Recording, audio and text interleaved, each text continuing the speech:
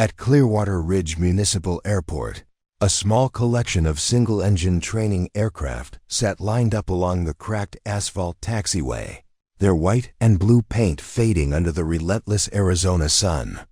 Inside the cockpit of a weathered Piper Cherokee, a woman with auburn hair pulled back in a practical braid ran through her pre-flight checklist with the kind of quiet precision that comes only from thousands of hours in the air.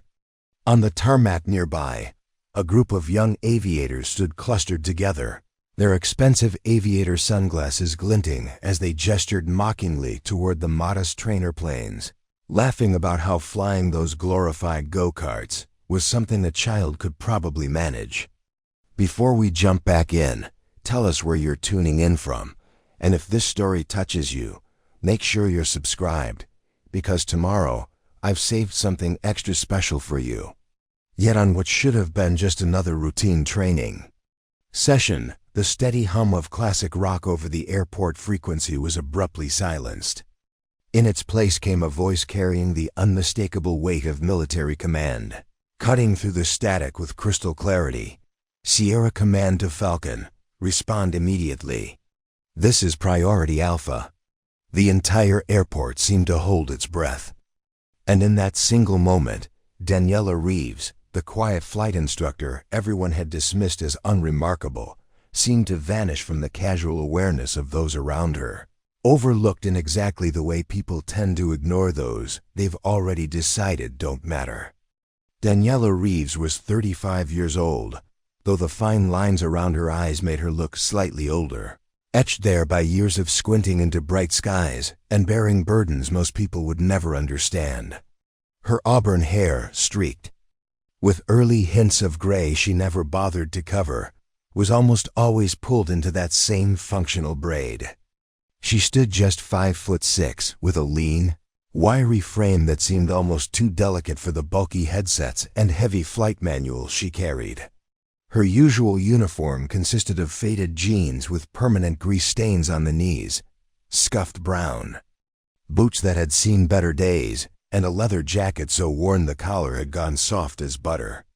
Nothing about her appearance suggested the cockpits she'd once occupied, cockpits in aircraft that cost more than entire neighborhoods, machines capable of breaking the sound barrier and carrying weapon systems most civilians would never even hear about.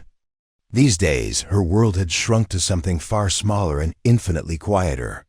She spent her mornings and afternoons guiding nervous teenagers and weekend enthusiasts through the basics of flying, single-engine Piper Cherokees and Cessna 152s, aircraft that barely climbed above 12,000 feet and cruised at speeds a highway driver could nearly match.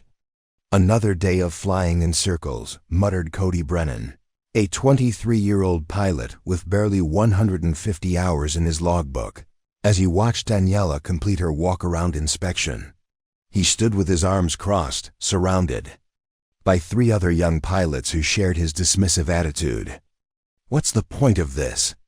Teaching people to fly planes that can't even outrun a decent storm? His comment drew immediate laughter from the others. One of them, a cocky kid named Josh Hendricks who wore his flight school jacket like it was a fighter pilot's uniform, smirked and added, "I heard she used to be military or something. Probably flew transport planes.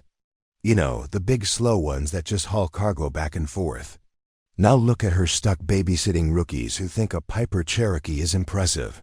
The group erupted in laughter again, their voices carrying across the tarmac with the careless cruelty of youth.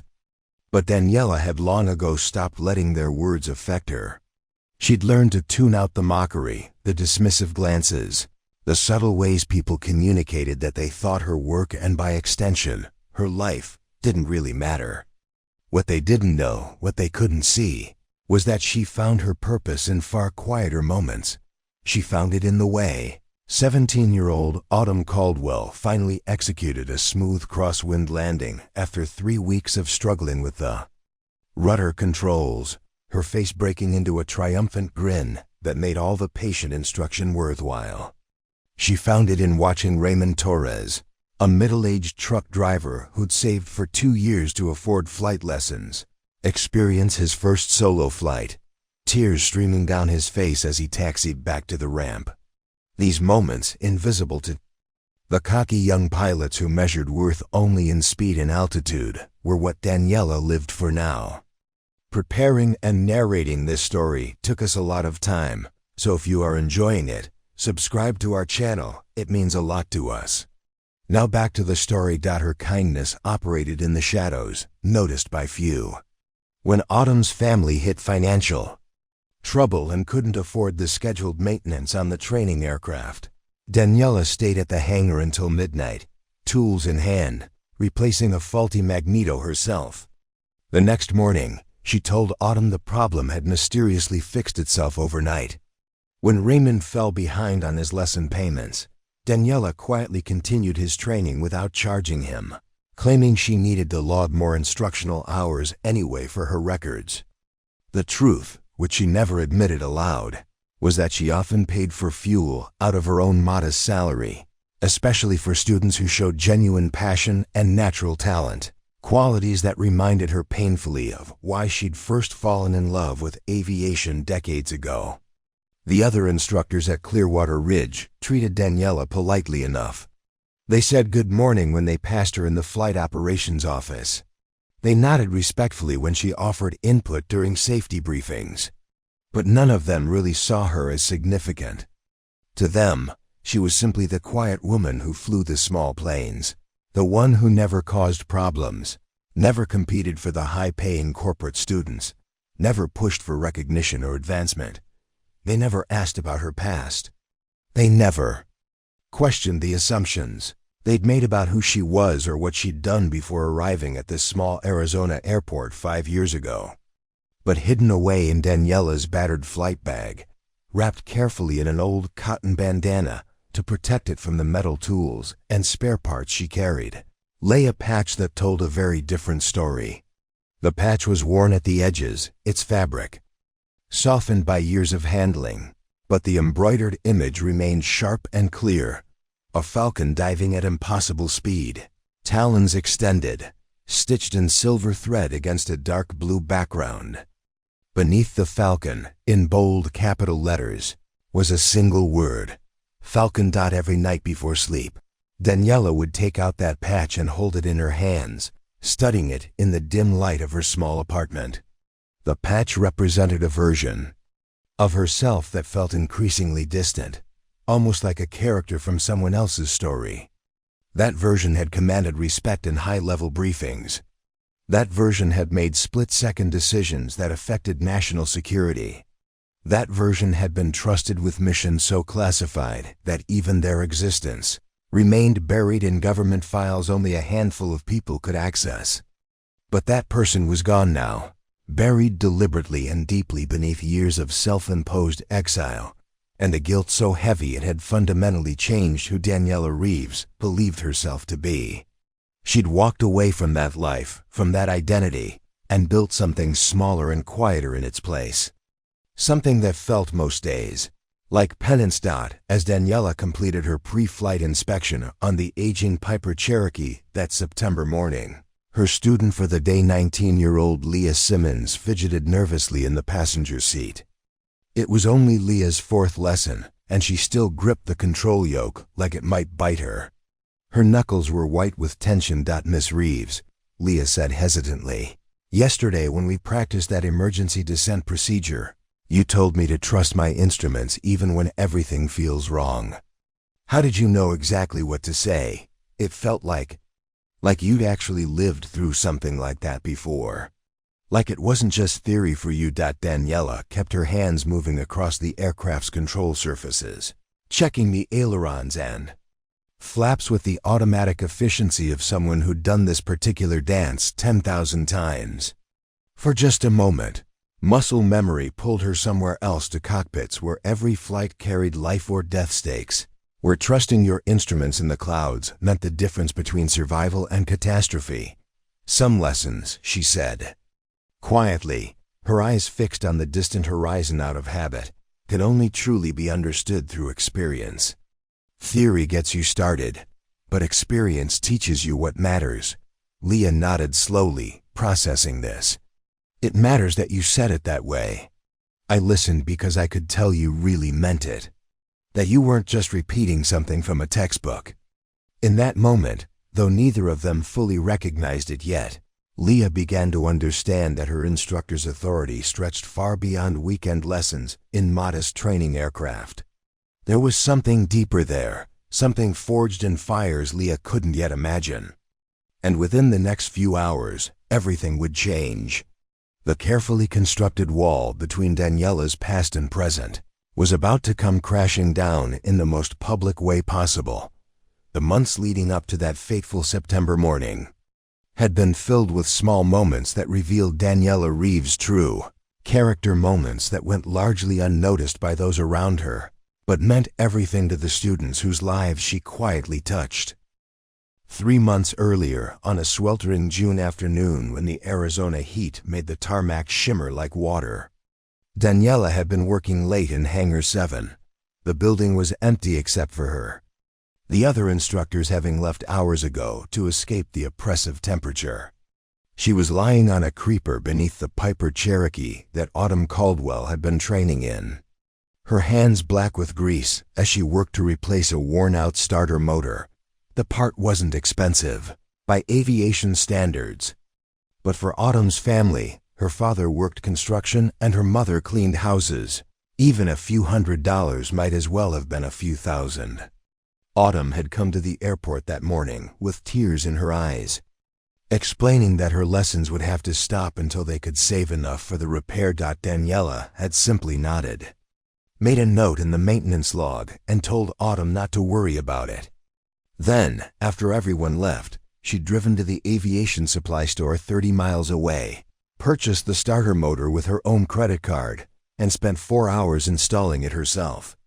The next morning, when Autumn arrived expecting disappointment, Daniela had simply shrugged and said, "Funny thing, I ran a diagnostic and it turns out the problem fixed itself. Must have been a loose connection. Your plane's ready to fly." Autumn had looked suspicious, her eyes moving from Daniela to the aircraft and back again. "Miss Reeves, did you? Let's not waste good flying weather." Daniela had interrupted gently, handing her student a headset. "You've got a crosswind landing technique to master, remember?" This was not an isolated incident. It was simply how Daniela operated, day after day, in ways that left almost no trace. When Raymond Torres, the 47-year-old truck driver with calloused hands and a lifelong dream of flying, fell 2 months behind on his lesson payments, Daniela had quietly continued his training schedule without interruption. She'd told the front desk administrator, Patricia, that Raymond was on a special scholarship program she was running and that she'd handle the paperwork herself. Patricia, who had worked at Clearwater Ridge for 15 years and had seen dozens of instructors come and go, had raised an eyebrow but said nothing. What Patricia didn't know, what nobody knew, was that Daniela was paying for Raymond's fuel costs out of her own paycheck. At $70 per flight hour for fuel alone, this was not an insignificant expense on a flight instructor's salary. But when Daniela watched Raymond's hands on the controls, steady despite his nervousness, when she saw the fierce concentration in his eyes and heard the careful way he read back every radio call, she recognized something she'd once possessed herself: pure, undiluted passion for flight. One evening, after Raymond had successfully completed his first unassisted takeoff and landing pattern, he'd pulled Daniela aside in the parking lot. His eyes were wet and his voice shook when he spoke. "Miss Reeves, I know what you've been doing. Patricia let it slip that there's no scholarship program. I know you've been covering my costs." He'd pulled out a crumpled envelope from his jacket pocket. "It's not much, but I sold my motorcycle. I can pay you back for at least some of what." Daniela had gently pushed the envelope back toward him. "Keep your money, Raymond. Use it for your check ride when the time comes. That's going to cost you $800, and you'll need it." "But why?" Raymond had asked, genuinely confused. "Why would you do this for me? You don't even know me." Daniela had looked up at the darkening sky. where the first stars were beginning to appear over the desert. Because someone once did something similar for me a long time ago.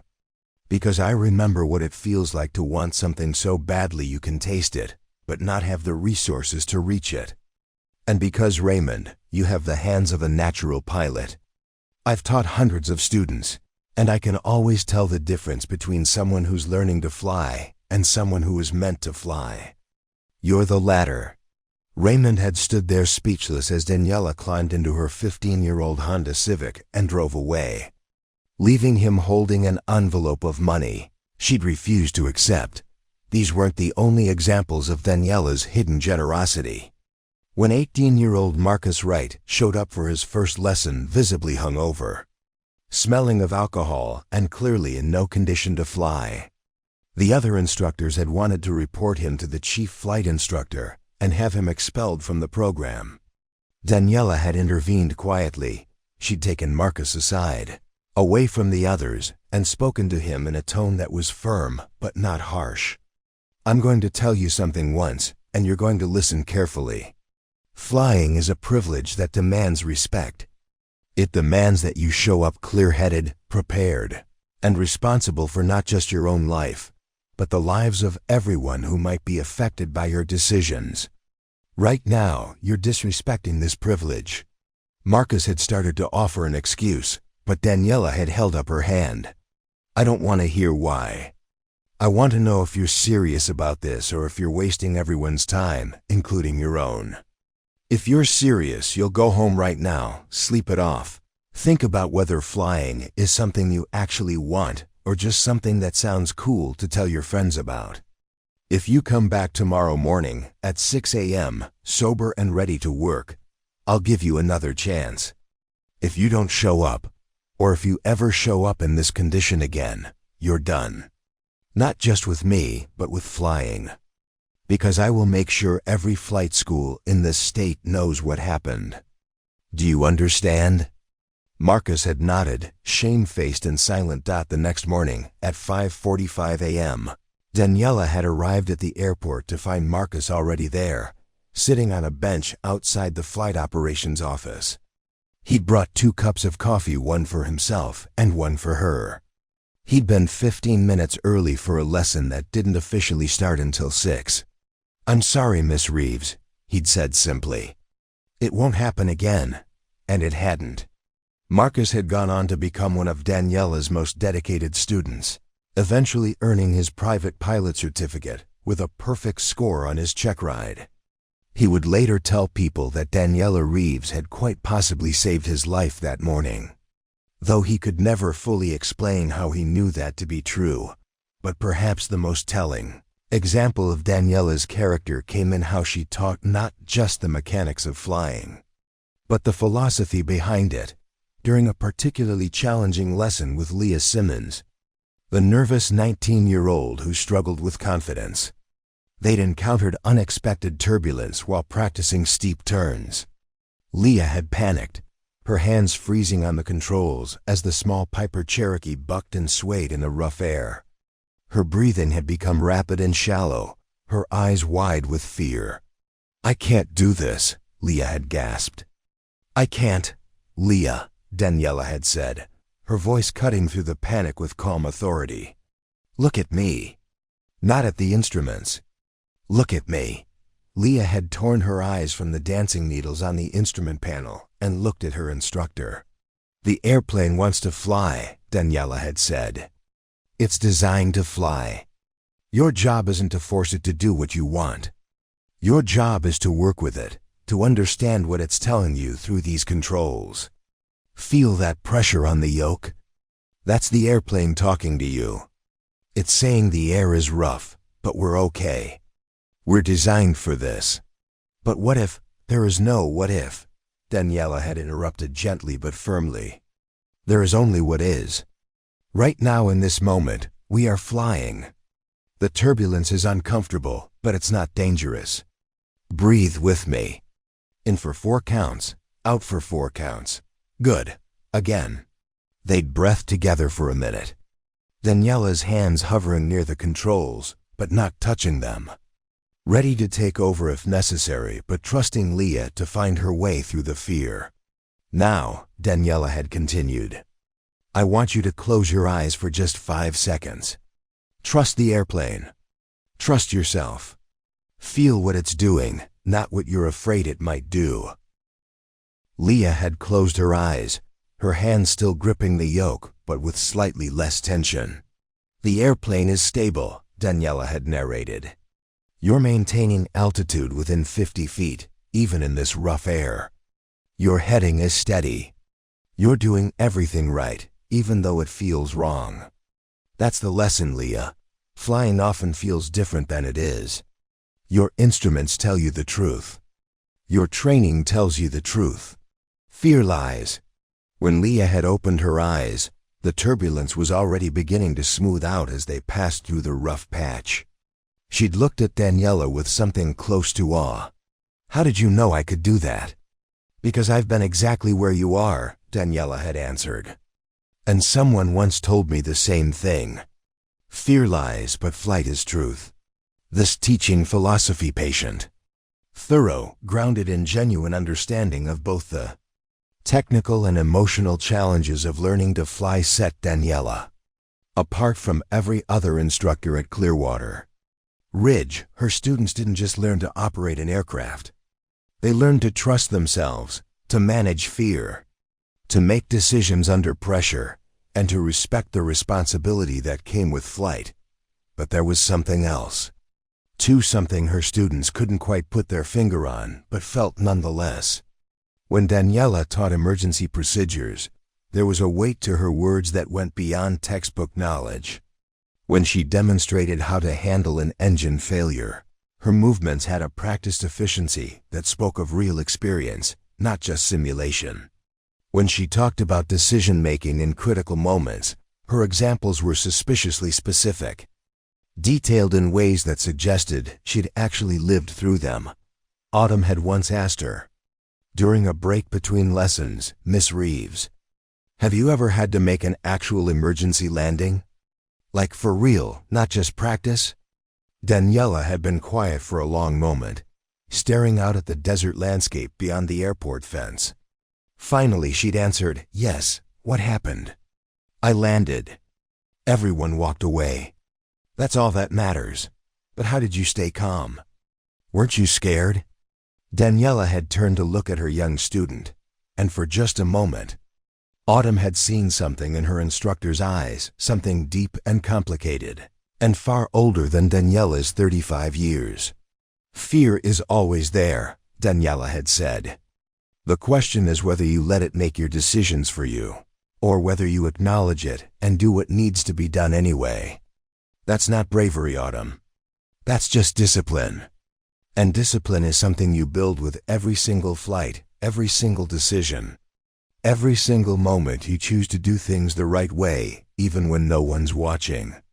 These conversations, these small moments of wisdom delivered quietly in the margins of flight lessons, accumulated over time. Daniela's students began to sense that their instructor was more than she appeared to be, that there was a depth to her knowledge and experience that couldn't be explained by simply teaching at a small municipal airport. But the truth remained hidden, locked away behind Daniela's careful walls, hidden in that worn patch she studied every night, hidden in the way her hands moved with muscle memory over controls, performing checks that weren't in any training manual, hidden in the moments when someone would mention military aviation and she'd go very still, her eyes distant, before gently changing the subject. The other instructors noticed none of this. Cody Brennan and his friends certainly didn't notice. They saw only what they expected to see, a quiet woman flying small planes, teaching nervous beginners, living a small life that held no particular significance or interest. They had no idea that the woman they dismissed so casually had once been trusted with responsibilities that would have terrified them. They didn't know that her calcine Falcon had once been spoken with respect in command centers and briefing rooms. They couldn't imagine that the patient instructor helping a teenager master crosswind landings had once made split-second decisions at speeds they couldn't comprehend.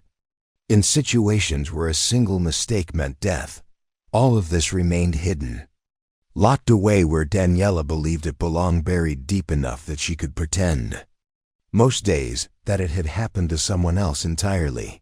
But the past, as Daniela was about to discover, never stays buried quite as deep as we hoped. The morning of September 17th began like any other Tuesday at Clearwater Ridge Municipal Airport. The sun rose over the Sonoran Desert in shades of pink and gold, painting the sky with colors that made even the most jaded pilots pause to appreciate the view. By 7 a.m., the temperature had already climbed to 78 degrees, and the forecast promised clear skies and light winds. Perfect conditions for flight training. Daniela arrived at the airport at her usual time, 6:30, carrying her battered flight bag and a thermos of coffee that had seen better days. She'd been up since 5 as always, running through her morning routine with the kind of automatic precision that came from decades of military discipline she could never quite shake. Even now, years after leaving that life behind, she still made her bed with hospital corners, still laid out her clothes the night before, still kept her apartment so meticulously organized that everything had its designated place. The flight operations office was quiet when she entered. Just Patricia at the front desk working through the morning's paperwork and 2 other instructors, Frank Mercer and Diana Oakes, discussing their lesson schedules over coffee in the break room. They nodded good morning to Daniela, and she nodded back, the interaction brief and polite as always. No one asked about her weekend. No one inquired about her life outside the airport. This was how Daniela preferred it: invisible, unremarkable, forgettable. Her schedule showed 3 lessons for the day. First up was Leah Simmons at 8 o'clock for her 5th training session, focusing on traffic pattern work and radio communications. Then Marcus Wright at 11 for instrument procedure practice. Finally, Raymond Torres at 2:30 for cross-country flight planning. A standard day, routine and predictable.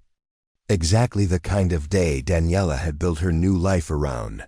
She spent the next 30 minutes in the flight planning room, reviewing weather data and notices to airmen, checking temporary flight restrictions and airspace changes. This was another habit from her previous life that she'd never abandoned: thorough preparation, attention to every detail, leaving nothing to chance. The other instructors often joked that Daniela prepared for basic training flights like she was planning a military operation, but they meant it as gentle teasing, never understanding how close to the truth they actually were. At 7:45, Leah arrived, carrying her brand new headset in its case and wearing the nervous smile she always had before flights. Despite 4 previous lessons, she still approached each session with a mixture of excitement and anxiety that Daniela found both endearing and familiar. She remembered feeling exactly the same way once, a lifetime ago, when she'd been a young cadet taking her first flights in military trainers. "Good morning, Miss Reeves," Leah said, setting her flight bag down on the table where Daniela was reviewing the aircraft logbook for the Piper Cherokee they'd be using. "Are we still doing pattern work today?" "That's the plan," Daniela confirmed, making a note about a minor squawk that had been cleared by maintenance the previous day. "We're going to focus on your radio calls. You're doing well with the physical flying, but I've noticed you still hesitate on the radio. Today we're going to work on making those calls crisp and confident." They spent 20 minutes in the briefing room, Daniela walking Leah through the standard traffic pattern radio procedures, having her practice the calls out loud until they flowed naturally. Then they headed out to the aircraft for the pre-flight inspection. The Piper Cherokee sat on the ramp in its usual spot, designated November-7-3-Lima-Charlie according to its tail number. It was an older model, built in 1978, with faded white paint and a blue stripe running along its fuselage. The interior smelled of old vinyl and aviation fuel, and the avionics were decidedly analog. No glass cockpit displays here, Just basic instruments that had been standard equipment when Daniela herself was born. But the aircraft was mechanically sound, maintained meticulously by the airport's mechanics, and perfectly adequate for basic flight training. Daniela walked Leah through every step of the pre-flight inspection, explaining not just what to check but why each item mattered. She demonstrated how to properly test the control surfaces, how to check fuel contamination, how to examine the tires for proper inflation and wear. This thoroughness was another aspect of Daniela's teaching that set her apart. She never rushed, never cut corners, never treated any procedure as unimportant. By 8:15, they were strapped into the aircraft, Leah in the left seat and Daniela in the right. The startup procedure went smoothly, the old Lycoming engine coughing once before settling into a steady rumble. Leah ran through the after-start checklist with only minimal prompting from Daniela, showing good progress from her previous lessons. Clearwater Ridge traffic. Cherokee 73 Lima Charlie, taxiing from the flight school ramp to runway 27. Clearwater Ridge, Leah announced over the radio, her voice wavering only slightly. Better, Daniela said. But project more confidence. Remember, you have every right to be there. You're not asking permission to taxi. You're informing other aircraft of your intentions. They taxied slowly toward the runway, Leah's feet a bit heavy on the rudder pedals, but improving with each session. While they waited at the run-up area, completing the pre-takeoff checks, Daniela noticed Cody Brennan and his usual group standing near the fuel pumps, watching them. Even from 50 yards away, she could see them laughing, one of them pointing at the Cherokee and making some comment that sparked another round of amusement. Daniela felt Leah stiffen slightly beside her. They're laughing at us again, the young woman said quietly. They're laughing at what they don't understand, Daniela corrected. Ignore them. Focus on your checklist. What's next? Flight controls free and correct, Leah responded, moving the yoke through its full range of motion. Good, continue. The takeoff was smooth. Leah's improving skills evident in the way she held centerline and rotated at the correct speed. They climbed to pattern altitude 1,000 feet above ground level and began the rectangular course that would take them around the airport's traffic pattern. The morning air was smooth, with just enough light turbulence to keep things interesting, but nothing that would challenge a student pilot. Over the next 30 minutes, they flew 6 complete patterns, Leah practicing her radio calls and improving with each circuit. Daniela noticed her students' growing confidence, the way her hands became steadier on the controls, the way her radio transmissions became more assured. This was why Daniela taught these moments when a student began to truly understand. When the mechanical action started becoming intuitive. When fear transformed into focused attention. They were on their 4th approach to landing when Daniela noticed something odd. The usual background chatter on the radio frequency had stopped. Normally, there was a steady stream of position reports from aircraft in the area. Occasional calls from pilots requesting fuel or announcing their intentions. But suddenly, the frequency had gone quiet except for the soft hiss of static. That's strange, Leah commented, noticing the same thing. Where did everyone go? Probably just a quiet moment, Daniela said, though something in her gut, that old instinct she'd never quite lost, told her otherwise. Continue your approach. You're doing fine. Clearwater Ridge traffic, Cherokee 73 Lima Charlie. Turning base for runway 27, full stop. Clearwater Ridge, Leah announced. No response came from any other aircraft. The frequency remained eerily silent. They were on final approach, less than a mile from the runway threshold when it happened. The classic rock music that the airport's operations manager always piped through the frequency as background ambience. A quirk of Clearwater Ridge that pilots either loved or hated, suddenly cut off mid-song. The abrupt silence was jarring, loud in its absence. Leah's hands twitched on the controls. What just? Then a voice came through their headsets, and it made Daniela's blood run cold. Sierra command to Falcon. Respond immediately on this frequency. Priority Alpha authorization. The voice was male, clipped and professional, carrying the unmistakable cadence of military communications, each word precisely enunciated. No wasted syllables, the tone brooking no delay or confusion. Daniela recognized that voice quality instantly because she'd once used exactly that same tone herself, back when she'd been the one issuing commands that demanded immediate compliance. Leah's eyes went wide. "Miss Reeves, what? Keep flying," Daniela said automatically, though her own hands had gone cold. "Maintain your approach." Across Clearwater Ridge Municipal Airport, everything stopped. In the flight operations office, Patricia's fingers froze over her keyboard. In the maintenance hangar, 3 mechanics stopped what they were doing and looked up at the speakers broadcasting the frequency. On the tarmac, Cody Brennan and his friends went completely silent. Their mocking grins fading into confusion. The voice came again. Sharper this time, carrying an edge of urgency that made it clear this was not a drill. Not a mistake, not anything routine. "Falcon, this is Sierra Command. We have confirmation of your position. Respond immediately. This is a national security priority communication. Authorization code, Tango Hotel 79er Alpha 4. Respond within 60 seconds, or we will escalate to emergency protocols." Daniela's hands were gripping her kneeboard so tightly her knuckles had gone white. The authorization code was real. She recognized the format, knew what it meant. Someone with very high clearance had issued a direct order to contact her using a call sign she hadn't answered to in 5 years. A call sign she'd hoped never to hear again. "Miss Reeves," Leah said, her voice climbing with anxiety, "they're calling someone named Falcon.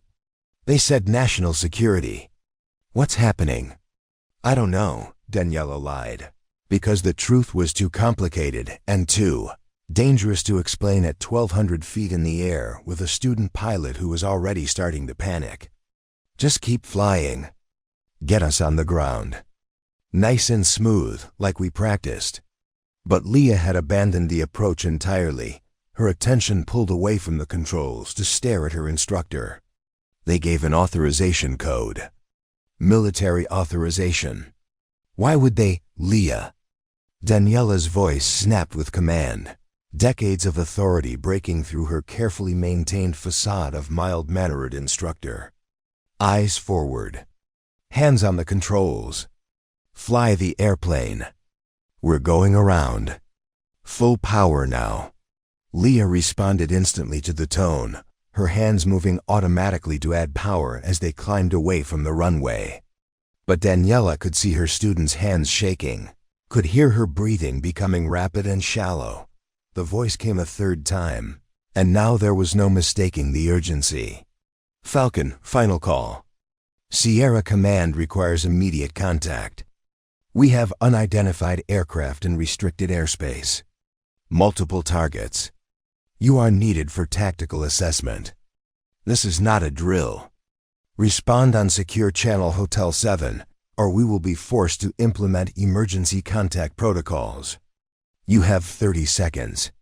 The frequency exploded with overlapping transmissions as pilots throughout the area began asking questions, their voices filled with confusion and concern. But beneath the chatter, Daniela could hear something else, the sound of her carefully constructed new life beginning to crumble. In the operations office, Patricia grabbed the phone and dialed the airport manager's cell number with trembling hands. In the maintenance hangar, the mechanics stood frozen, staring at each other in disbelief. And on the tarmac, Cody Brennan's face had gone pale as he finally understood that something extraordinary was happening. Something far beyond his limited experience or understanding. "Miss Reeves," Leah whispered, her voice barely audible over the engine noise. "Why do they keep saying Falcon? Why won't anyone answer them?" Daniela brought the Cherokee around for another approach, her movements mechanical, her mind racing through calculations and consequences. She could ignore the call. She could pretend she hadn't heard it. She could land the aircraft, tell Leah to debrief alone, and disappear before anyone could ask questions. But the authorization code had been genuine.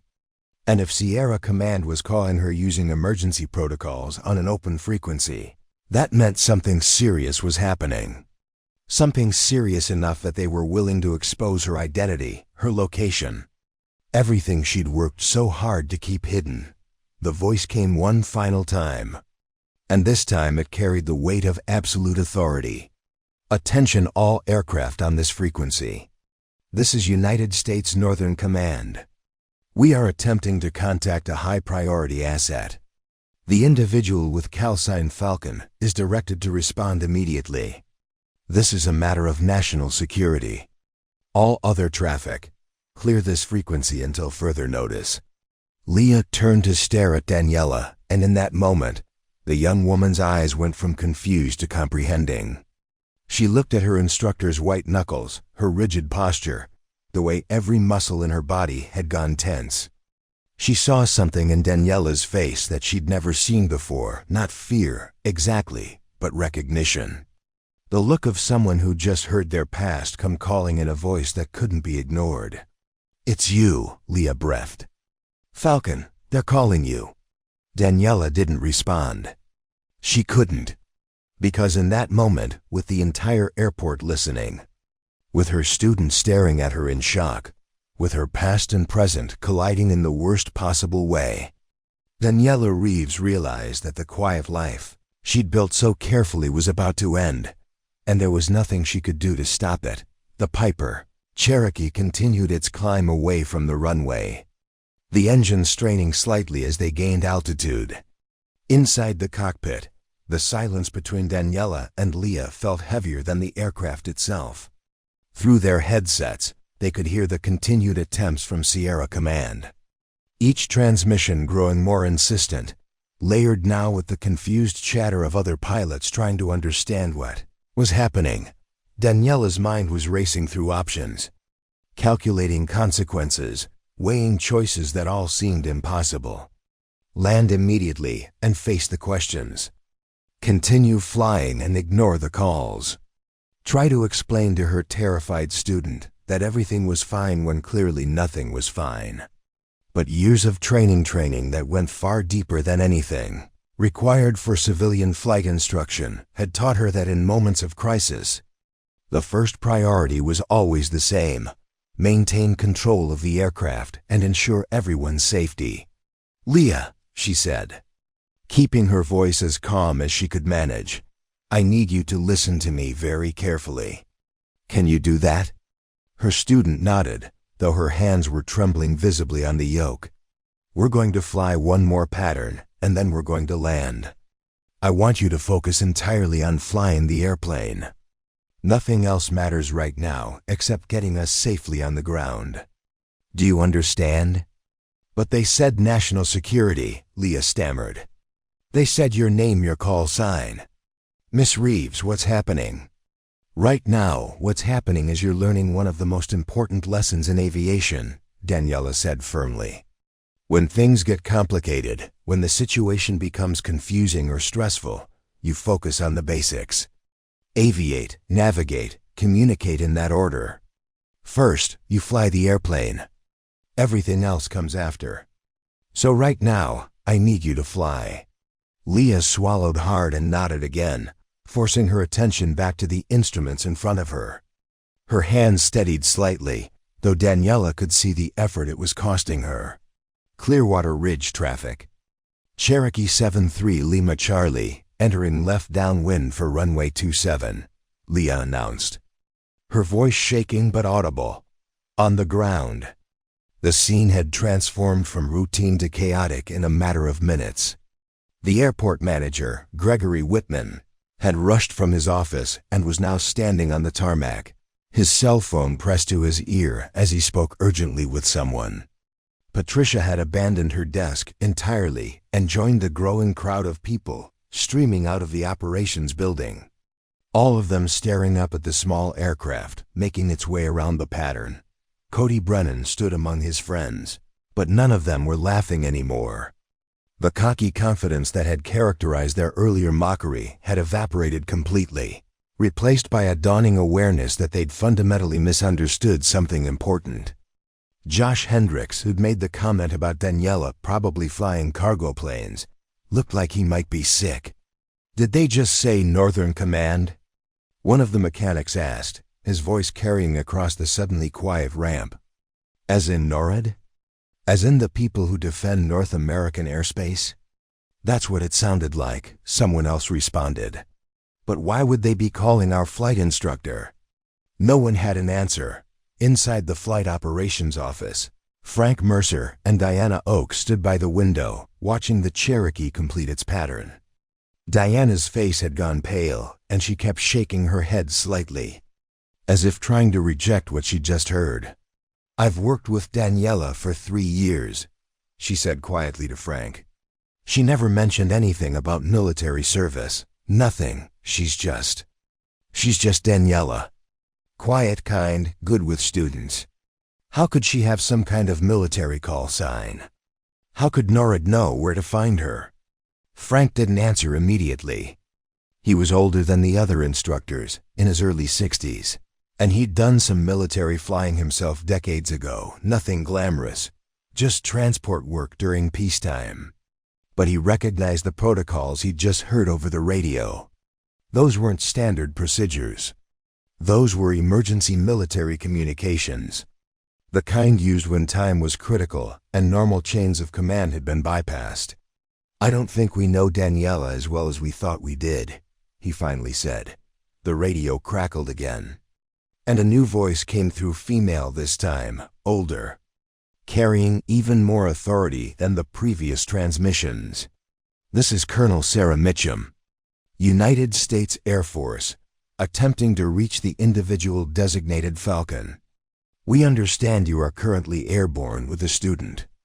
We are not asking you to abandon your aircraft or put anyone at risk. We are simply requesting that you acknowledge this transmission and establish contact once you have landed safely. This is a matter of urgent national importance." The use of a colonel's direct communication, with her full name and rank stated clearly over an open frequency, sent another wave of shock through everyone listening. Military officers of that rank didn't personally make radio calls to civilian airports. They had staff for that, subordinates, entire chains of command. The fact that a colonel was speaking directly meant this situation had escalated far beyond anything the people at Clearwater Ridge had ever encountered. "Gregory."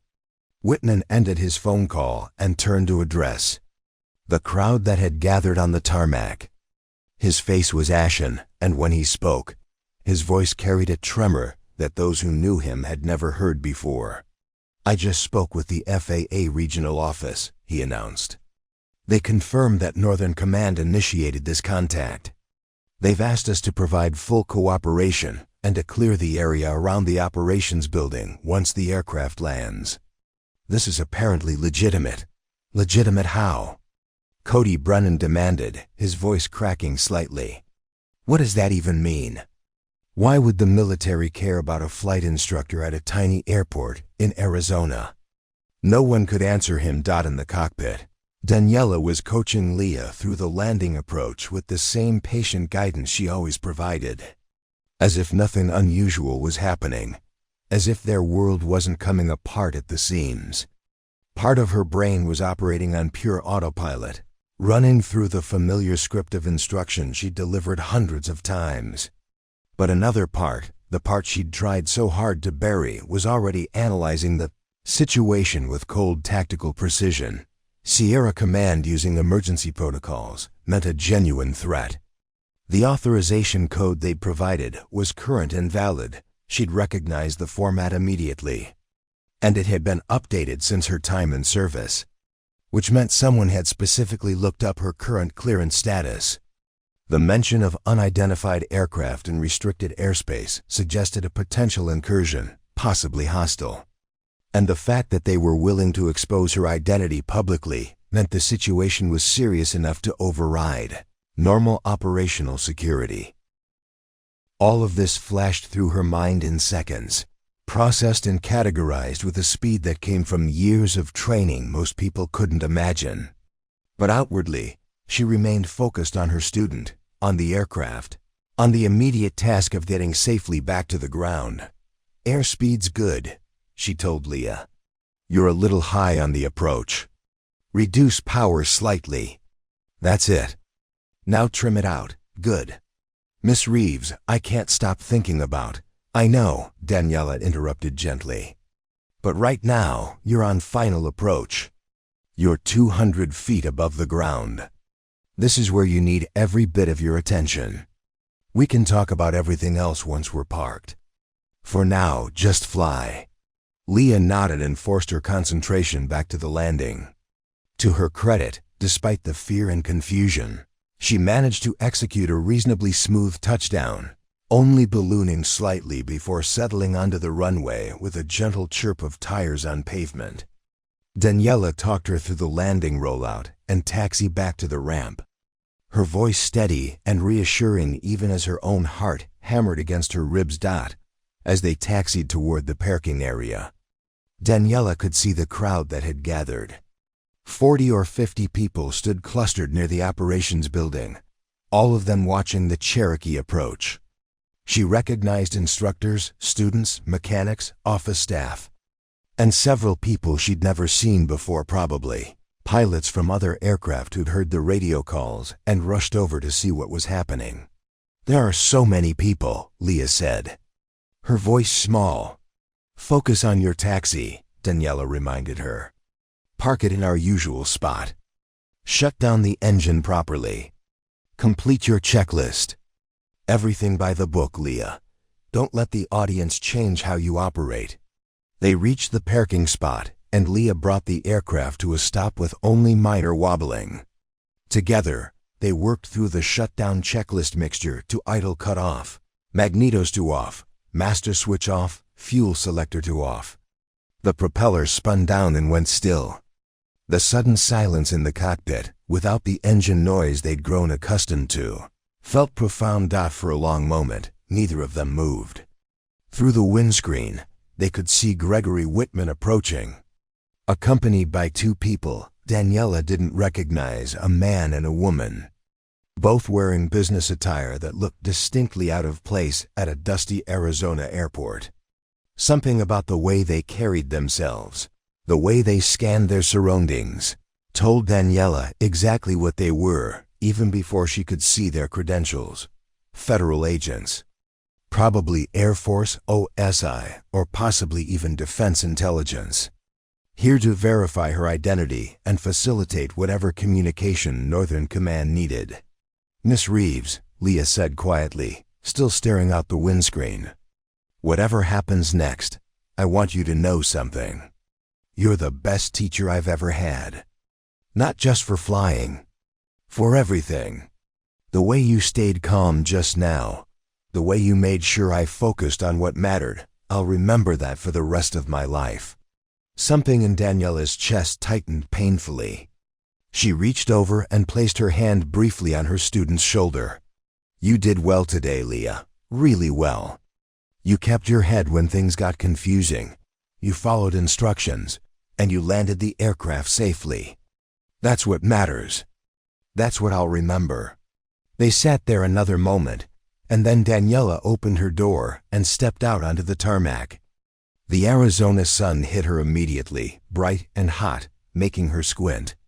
The crowd of onlookers had gone completely silent, every eye fixed on her as she helped Leah out of the aircraft and began the post-flight inspection she always insisted on completing.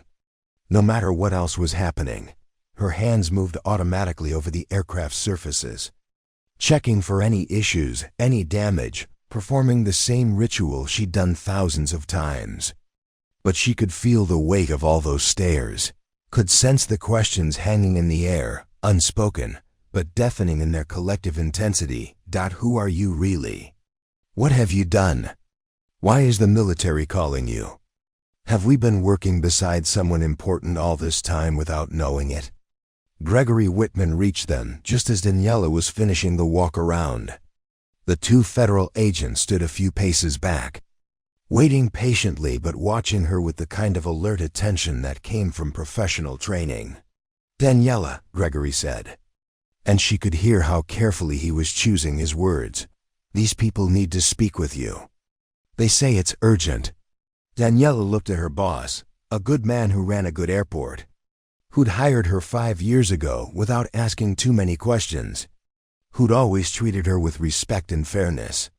She saw the confusion in his eyes, mixed with something that might have been hurt. He'd trusted her, given her a place here, and now he was discovering that she'd been keeping secrets far bigger than he'd ever imagined. "I understand," she said simply. The female agent stepped forward, pulling credentials from her jacket pocket. "Ms. Reeves, I'm Special Agent Jennifer Cross, Air Force Office of Special Investigations. This is Special Agent Martin Webb. We need to verify your identity and facilitate a secure communication with Northern Command. Is there somewhere private we can speak?" Before Daniela could answer, a voice rang out from the crowd, Cody Brennan, unable to contain himself any longer. "Just tell us," he shouted, his voice cracking with emotion that sounded like equal parts fear and shame. "Tell us who you really are. What's Falcon mean? Why is the military here?" Daniela turned to look at him, at this young pilot who'd spent months mocking her, dismissing her, treating her like she didn't matter.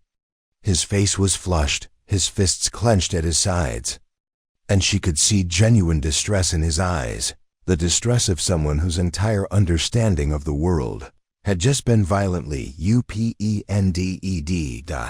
She could have said something cutting, could have reminded him of every dismissive comment, every mocking laugh. But that wasn't who Daniela was, and more importantly, that wasn't who she'd chosen to become.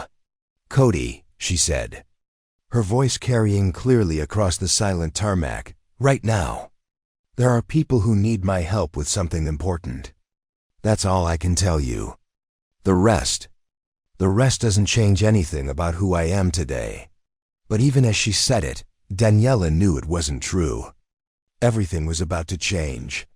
The carefully constructed walls between her past and present were crumbling, and there would be no rebuilding them. Her peaceful exile, her quiet service, her anonymous life teaching students to fly, all of it was ending. And the worst part was, some buried part of her that she'd tried so hard to kill was stirring awake. The part that remembered what it felt like to be Falcon.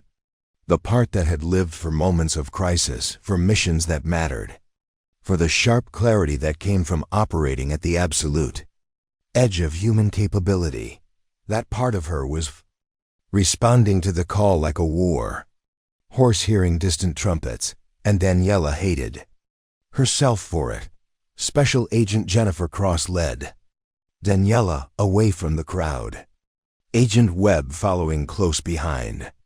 They walked toward a small conference room in the administration building, the same room where Daniela had sat 5 years ago during her initial job interview with Gregory Whitman. Back then, she'd filled out a simple employment application, provided her FAA certificates, and answered basic questions about her teaching philosophy. Gregory had hired her on the spot, impressed by her credentials and her quiet competence. He'd never asked about the gaps in her resume, never questioned why someone with her qualifications was applying to teach at a small municipal airport in the middle of the Arizona desert. Now, as they entered that same room, Daniela wondered if he regretted that decision. Agent Cross closed the door behind them and gestured for Daniela to sit at the conference table. Instead of sitting across from her in an interrogation posture, both agents sat adjacent to her, a subtle choice that suggested this wasn't an investigation but a facilitation. They needed her cooperation, not her confession. "Ms. Reeves," Cross began, pulling out a tablet from her briefcase, "I'm going to need to verify your identity before we proceed. This is standard protocol for any high-clearance communication. May I see your identification?" Daniela reached into her flight bag and extracted her wallet, handing over her Arizona driver's license. Cross examined it carefully, then took a photograph of it with her tablet. She typed something, waited a moment, then nodded. "Thank you. Now I need to ask you some verification questions. Please understand these are required by protocol." She glanced at her tablet. "What was your service number during your time with the United States Air Force?" Daniela recited the number without hesitation. It was burned into her memory along with 1,000 other details from that life. "What was your final duty station before separation from active service?" Nellis Air Force Base, Nevada. 64th Aggressor Squadron, serving as primary adversary tactics instructor. Agent Webb raised an eyebrow slightly at this information, though he tried to hide his reaction. The aggressor squadrons were elite units, pilots who flew simulated enemy aircraft and tactics to train other fighter pilots. It wasn't a position given to average aviators. Cross continued. "What aircraft were you qualified to fly at the time of your separation?" F-16 Fighting Falcon, F-15C Eagle, F-22 Raptor, and F-35 a Lightning II, Daniela answered quietly. "I also held qualifications for the T-38 Talon trainer and various civilian aircraft." The room went silent for a moment. Even these federal agents, who presumably had been briefed on her background before arriving, seemed taken aback by the scope of those qualifications. Earning qualification in one advanced fighter aircraft was remarkable. 4 of the most sophisticated combat jets ever built suggested someone operating at an entirely different level. "And your call sign during operational service?" Cross asked, though clearly she already knew the answer. "Falcon." Cross nodded, satisfied, and set down her tablet. "Ms. Reeves, everything checks out. Your security clearance, while inactive, is still valid and can be reactivated at any time by proper authority. Northern Command has invoked that authority and is requesting your immediate assistance with a developing situation. Are you willing to speak with them?" Daniela was quiet for a long moment, her hands folded on the table in front of her. Through the conference room window, she could see the crowd still gathered outside, could see Leah standing with Gregory Whitman, the young woman's face tight with worry. She could see her other students, Marcus, Raymond, Autumn, all waiting for answers she couldn't give them. "Do I have a choice?" she finally asked. "Legally, yes." Agent Webb spoke for the first time, his voice surprisingly gentle. "You're a civilian now. Nobody can compel you to participate in military operations or communications. However," he paused, choosing his words carefully, "Northern Command wouldn't be invoking emergency protocols and burning your cover if the situation wasn't critical. They need your specific expertise for something. Whatever's happening, it's serious enough that they thought you were the best option despite the cost of exposing you." "What kind of situation?" Daniela asked. "They didn't brief us on the details," Cross admitted. "We were simply told to verify your identity and facilitate secure communication. But based on the urgency and the authorization level, my guess would be some kind of airspace incursion, possibly hostile aircraft in or near protected zones." Daniela closed her eyes briefly. She'd known, of course. The moment she'd heard unidentified aircraft in restricted airspace, she'd understood what they wanted from her. They needed someone who could assess aerial threats, someone who understood advanced aircraft capabilities and enemy tactics, someone who could make rapid decisions based on incomplete information. They needed Falcon, not Daniela Reeves, flight instructor. "All right," she said quietly. "Set up the call." Agent Cross pulled a secure satellite phone from her briefcase and placed it on the table. She pressed several buttons, entered a code, and waited. After 3 rings, someone answered. "Secure line established. Identity verification complete. Transferring to command." There was a brief pause, some clicking sounds. And then a voice came through the speaker, the same male voice that had first called her over the radio, but now clearer, more focused. "Falcon, this is Colonel Michael Stern, Sierra Command Tactical Operations. Thank you for responding. We have a time-sensitive situation and need your immediate assessment. Daniela leaned forward slightly, her posture unconsciously shifting into something more alert, more focused. Agent Cross noticed the change, the way the mild-mannered flight instructor seemed to sharpen somehow, her whole demeanor transforming in subtle but unmistakable ways. "I'm listening." "Colonel," Daniela said, and her voice had changed too. It carried authority now, the confidence of someone accustomed to high-stakes decisions. At 0742 hours this morning, NORAD detected 4 unidentified aircraft entering restricted airspace near the Nevada Test and Training Range. The aircraft appeared on radar suddenly, suggesting they were flying below detection altitude before climbing.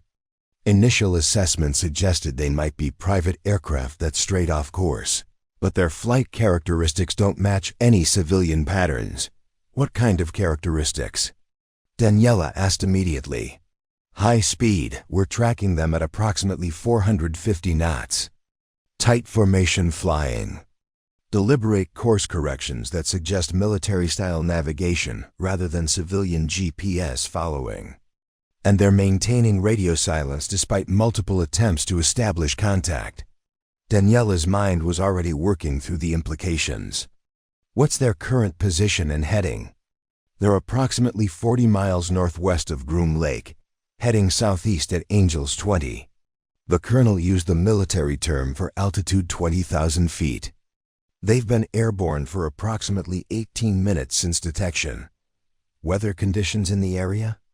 Clear skies, visibility unlimited, winds light and variable. Have you scrambled intercept aircraft?" 2 F-16s from the 64th Aggressor Squadron launched from Nellis 8 minutes ago. They're currently en route. ETA to intercept point is 6 minutes. "But Falcon, here's why we called you specifically. When we got closer radar resolution on these bogies, we picked up some details that concern us. They're showing an RCS profile consistent with advanced stealth characteristics. Our Sisu radar cross-section." Daniela felt her pulse quicken slightly. "You're saying these aircraft have stealth capabilities?" "That's what our data suggests. Which means they're not civilian aircraft, and they're not standard military trainers. We need someone who understands both stealth aircraft operations and adversary tactics to help us assess what we're dealing with. Are these friendlies on an unannounced exercise? Are they experimental aircraft from Groom Lake that somehow didn't file proper flight plans? Or are they something else? And you can't simply ask Groom Lake if they're running operations?" There was a brief pause on the line. "We did. They report no aircraft operations in that sector. All their assets are accounted for. Falcon, we need your tactical assessment. Based on what I've told you, what are we looking at?" Daniela was quiet for a moment, her mind racing through possibilities. She visualized the geography, the Nevada Test and Training Range. Groom Lake, better known to civilians as Area 51. The surrounding restricted airspace where the military tested its most advanced and classified systems. 4 aircraft with stealth characteristics, flying in formation, radio silent, in an area where they absolutely should not be. "What's their precise heading?" she asked. "You said southeast, but I need specifics." She heard papers shuffling. "Current heading is 135 degrees true." Daniela pulled a napkin from the center of the conference table and grabbed a pen from her flight bag. She quickly sketched a rough map of Nevada, marking the proximate positions. 135 degrees from that position would take them. "They're heading toward Las Vegas," she said slowly. "On their current course, they'll overfly the city in approximately 23 minutes. "We calculated the same thing," Colonel Stern confirmed. "Which is why we're treating this as a potential threat. Las Vegas has population of over 2 million in the metro area. If these are hostile aircraft—" "They're not hostile," Daniela interrupted. "At least, not in the way you're thinking."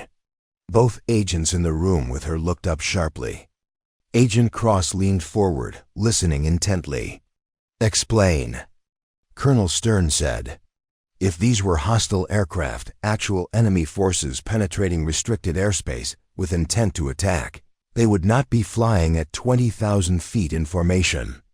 They would be terrain following, staying below radar coverage for as long as possible.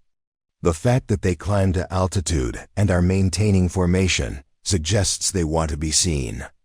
They're making a statement. What kind of statement? That depends on who they are. But think about the specifics, Colonel. Stealth aircraft. Advanced flight characteristics. Precise formation flying. Appearing in restricted airspace near the most classified facility in the United States. This is either a test of our response capabilities, or it's someone demonstrating their capabilities to us. My guess? You're looking at a black program that went off the reservation and experimental. Unit running an unauthorized exercise, or you're looking at a foreign adversary conducting reconnaissance. By actually flying aircraft into our airspace to see how we respond. There was a long silence on the line. That's a disturbing assessment. You asked for my tactical evaluation. That's what the pattern suggests. Have your intercept aircraft been briefed to maintain visual identification protocols? Not to engage unless fired upon? Affirmative. Rules of engagement are strictly defensive. Good. When your F-16s make visual contact, have them get high-resolution images if possible. The aircraft type will tell us everything we need to know. If they're seeing something that matches known friendly experimental programs, you'll know it's a screw-up in operational coordination. If they're seeing something that doesn't match anything in our inventory, ... double quotes, she left the implication hanging. Then we have a bigger problem, Colonel Stern finished quietly. Falcon, are you willing to remain on standby while this develops? We may need additional assessment as we gather more information. Daniela looked at Agent Cross, who nodded slightly, permission granted to continue the consultation. I'll stand by, Daniela said. But Colonel, I need you to understand something. I'm not Falcon anymore. I left that life behind. I'm providing this assessment as a courtesy and because you invoked emergency protocols. But when this situation is resolved, I'm going back to being a civilian flight instructor. Clear? Understood, Colonel Stern replied, though his tone suggested he didn't entirely believe her. Stand by. Our intercept aircraft should be making visual contact in approximately 4 minutes. We'll relay what they find. The line went quiet but remained active. Daniela sat back in her chair, suddenly aware of how tightly she'd been holding herself. Her shoulders ached with tension, her jaw was clenched, and she could feel the old familiar sensation of adrenaline beginning to flood her system, the body's preparation for crisis. For action, for decisions that carried enormous consequences. Agent Webb was staring at her with something like awe. Ma'am, if you don't mind my asking ... How many combat missions did you fly? Enough, Daniela said shortly. And you walked away from all of that to teach students in Piper Cherokees? Daniela met his eyes directly. I didn't walk away from flying, Agent Webb. I walked away from making decisions about who lives and dies. There's a difference. Before he could respond, Colonel Stern's voice came back through the speaker, sharp with urgency. Falcon, our intercept aircraft have made visual contact. You need to hear this directly from the pilot. Patching him through now. A new voice came on the line, younger, breathing hard, the sound of a jet engine audible in the background. Sierra Command, this is Viper 1-1. We have visual on the 4 bogies. They are. Ma'am, they're not showing up like any stealth aircraft I've ever seen. They're completely unmarked. No tail numbers, no national insignia, nothing. And their configuration. It's similar to our F-35s, but not identical. There are differences in the airframe, the intake design. Sir, these aircraft are not ours. Repeat, these are not United States military aircraft. The room went completely silent. Through the window, Daniela could see the afternoon sun casting long shadows across the tarmac. Could see her students still waiting for her outside. Could see the simple world she'd built over 5 years. A world that, in this moment, seemed impossibly far away. The implications of what the intercept pilot had just reported hung in the air like a physical weight. Daniela felt her training taking over completely now, pushing aside 5 years of careful detachment, flooding her mind with tactical considerations and threat assessments she'd hoped never to need again. Viper 1-1. "This is Falcon," she said, her voice cutting through the silence with sharp authority.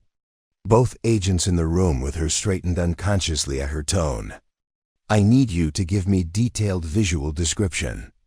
Start with the wing configuration. Delta? Swept? What are you seeing?"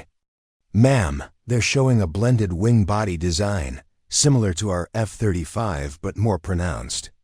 The wings appear to have a sharper sweep angle, maybe 55 degrees instead of our standard configuration. And the vertical stabilizers are canted outward at approximately 30 degrees. Daniela's hand moved rapidly across the napkin, sketching as the pilot described. "What about the engine exhaust? Single or dual?" "Dual exhausts, ma'am, but they're using some kind of thrust vectoring nozzles. I can see them adjusting independently as the aircraft maneuver. The exhaust signature is also weird. It's almost completely suppressed. I'm barely seeing any heat distortion. Distance between aircraft in formation? Tight formation, ma'am. Maybe 50 feet wingtip to wingtip. These pilots know what they're doing. This is precision flying." Colonel Stern's voice cut back in.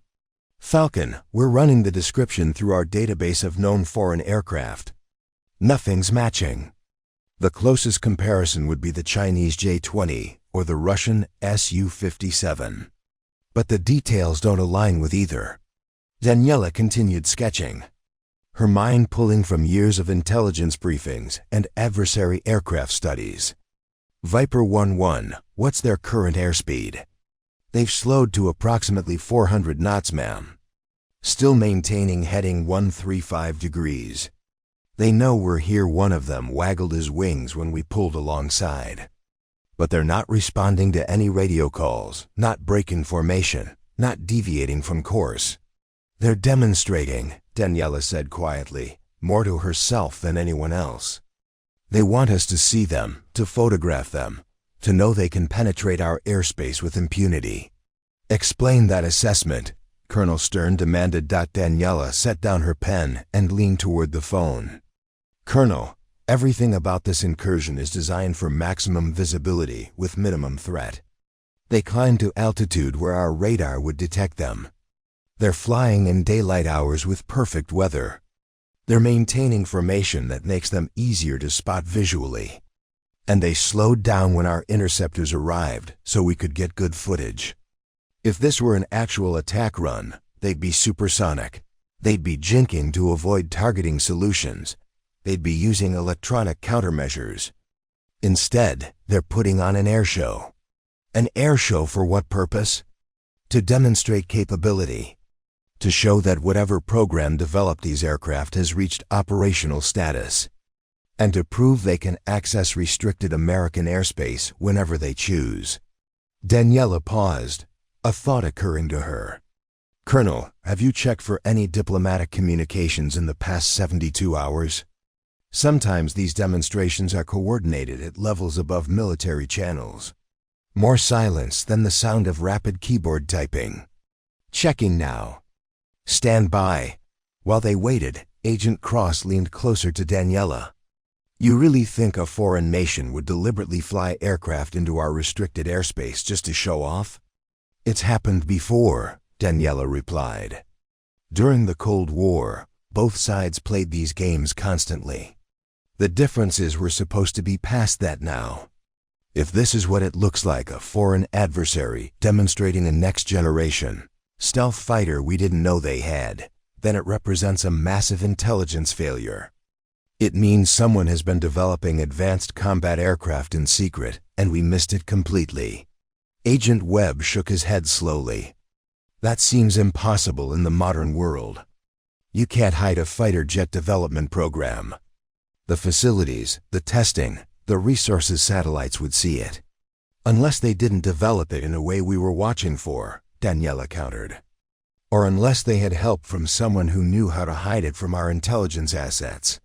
She didn't voice the darker implication that perhaps these aircraft had been developed with stolen American technology, or with assistance from someone inside the defense industry. Colonel Stern's voice returned, and now it carried a note of confusion mixed with concern. Falcon, we're getting something strange. The State Department is reporting that the Chinese ambassador requested an emergency meeting with our Secretary of Defense approximately 90 minutes ago. The meeting is scheduled for later today, and the topic was listed as critical aerospace developments requiring immediate discussion. Daniela felt a chill run down her spine. They're going to claim ownership of the aircraft. That's your assessment? It fits perfectly, Colonel. They fly 4 aircraft into our most sensitive airspace, demonstrate capabilities we didn't know they possessed, and then immediately request high-level diplomatic talks. They're sending a message: we're a peer competitor now. Your technological advantage is gone. Deal with us accordingly. The room was quiet for a moment as everyone absorbed this analysis. Then Viper 11's voice came back, higher and more urgent than before. Sierra Command, Viper 11. The bogies are breaking formation. They're splitting into 2 elements, heading divergent courses. It looks like they're setting up for a tactical maneuver. Request instructions. Do not engage, Colonel Stern ordered immediately. Maintain observation only. Viper 11, what are they doing? 2 aircraft are climbing to Angels 30, establishing a high cap position. The other 2 are descending and accelerating. They're going supersonic, passing through Mach 1 now. Sir, they just performed a vertical extension that pulled at least 9 Gs. These things are insanely maneuverable. Daniela closed her eyes, visualizing the tactical picture.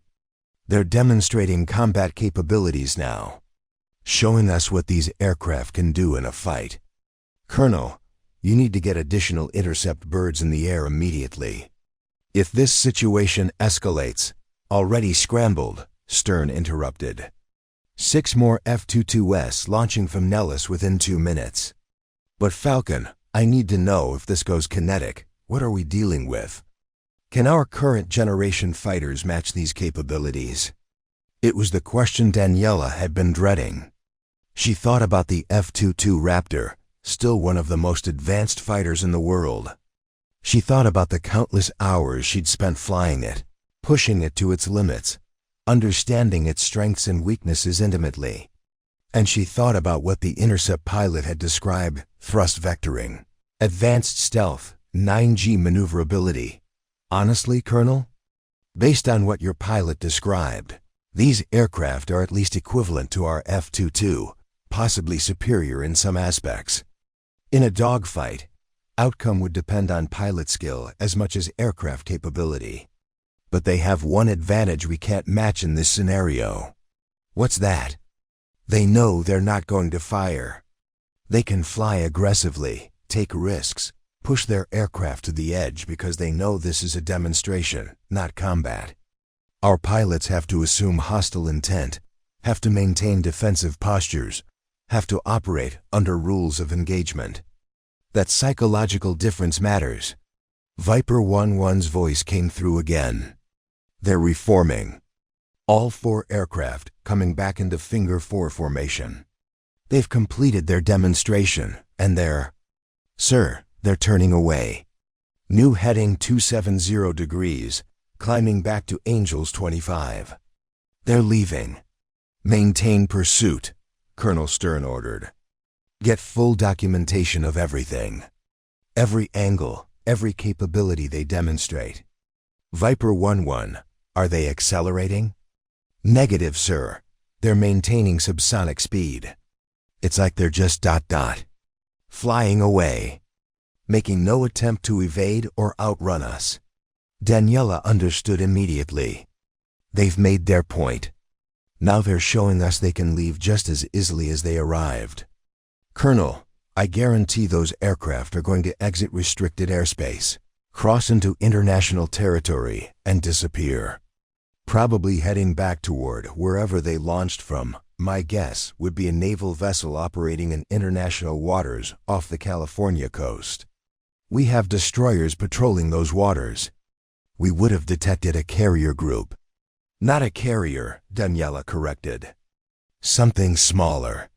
A modified cargo vessel maybe, or a purpose-built mobile platform.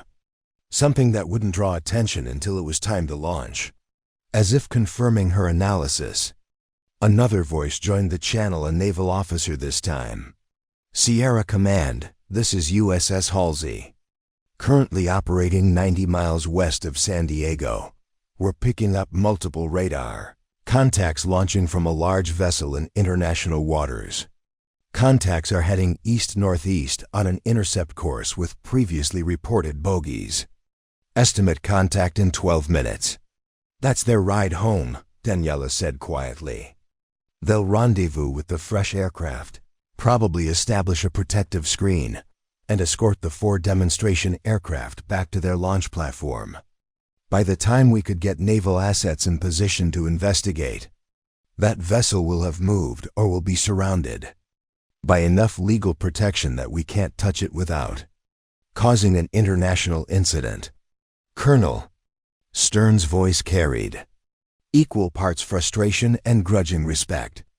You're telling me they just flew into our most restricted airspace, demonstrated advanced military capabilities we didn't know they had, and they're going to fly away clean?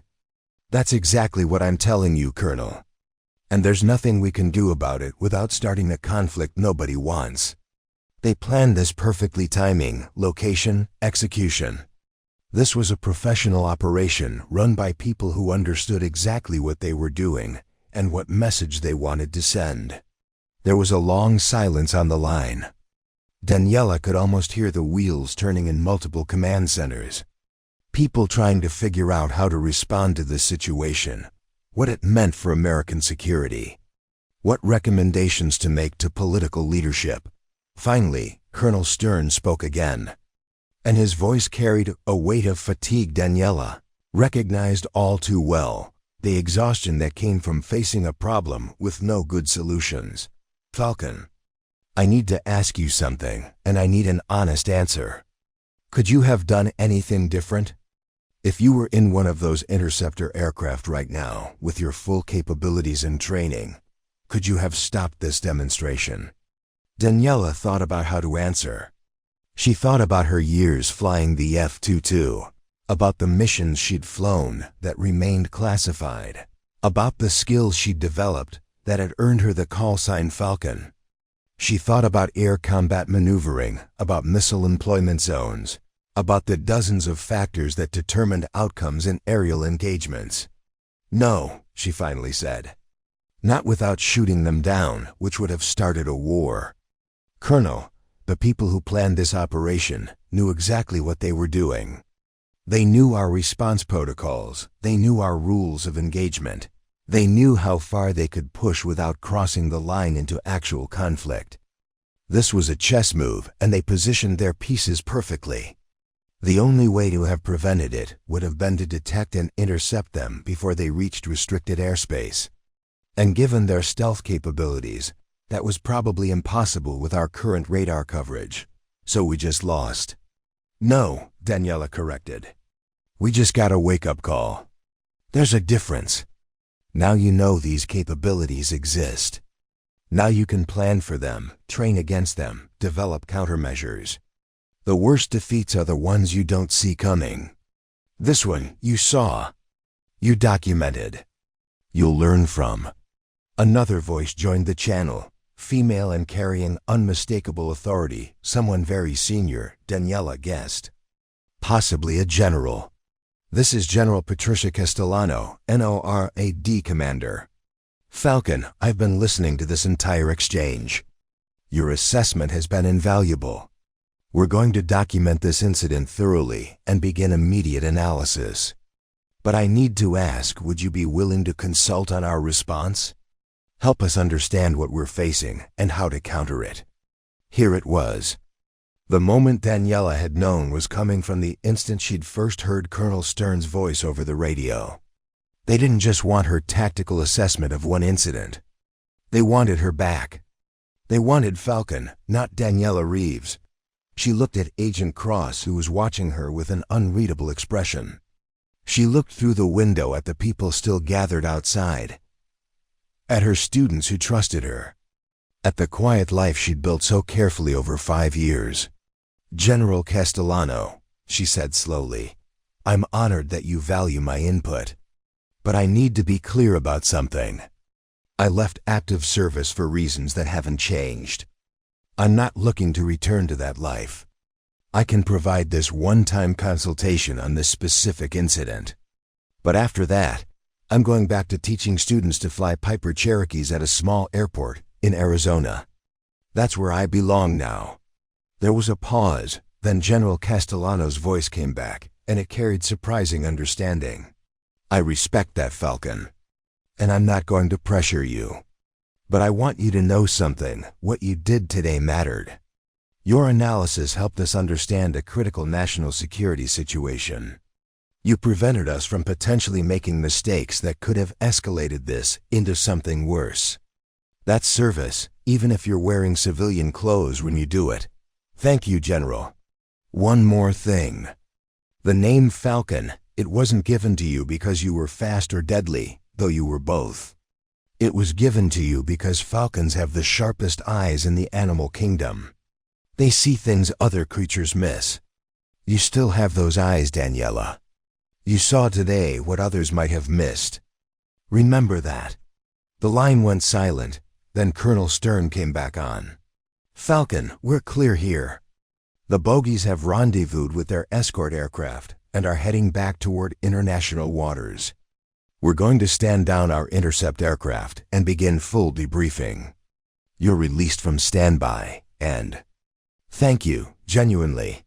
You're welcome, Colonel. Good luck." Agent Cross reached over and disconnected the satellite phone. For a long moment, nobody in the conference room spoke. Daniela sat very still, feeling the adrenaline slowly draining from her system, feeling the familiar post-mission exhaustion beginning to settle into her bones. "That was extraordinary," Agent Webb finally said, his voice quiet with respect. "Ma'am, I've worked with a lot of military consultants over the years, but I've never seen anyone provide that level of analysis that quickly, that accurately. You're really going back to teaching beginners after this?" Daniela looked at him and offered a tired smile.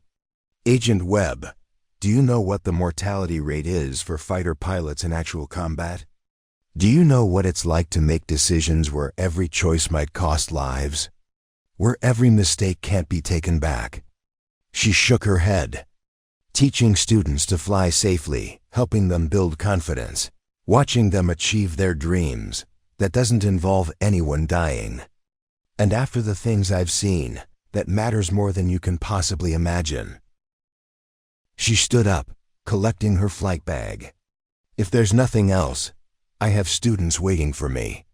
And I believe I have a debrief to conduct with Leah about our flight this morning, the one that actually matters." Agent Cross stood as well. "Ms. Reeves will be filing our report, but I want you to know your cover here is compromised now. Everyone knows something significant happened today. Have you thought about what you're going to tell them?" Daniela paused at the door, considering the question. Outside, she could see the crowd had grown even larger. News crews had arrived. Someone must have tipped off the media. Cameras were being set up. Reporters were interviewing anyone who would talk to them. Her quiet life was officially over. "I'm going to tell them the truth," she finally said.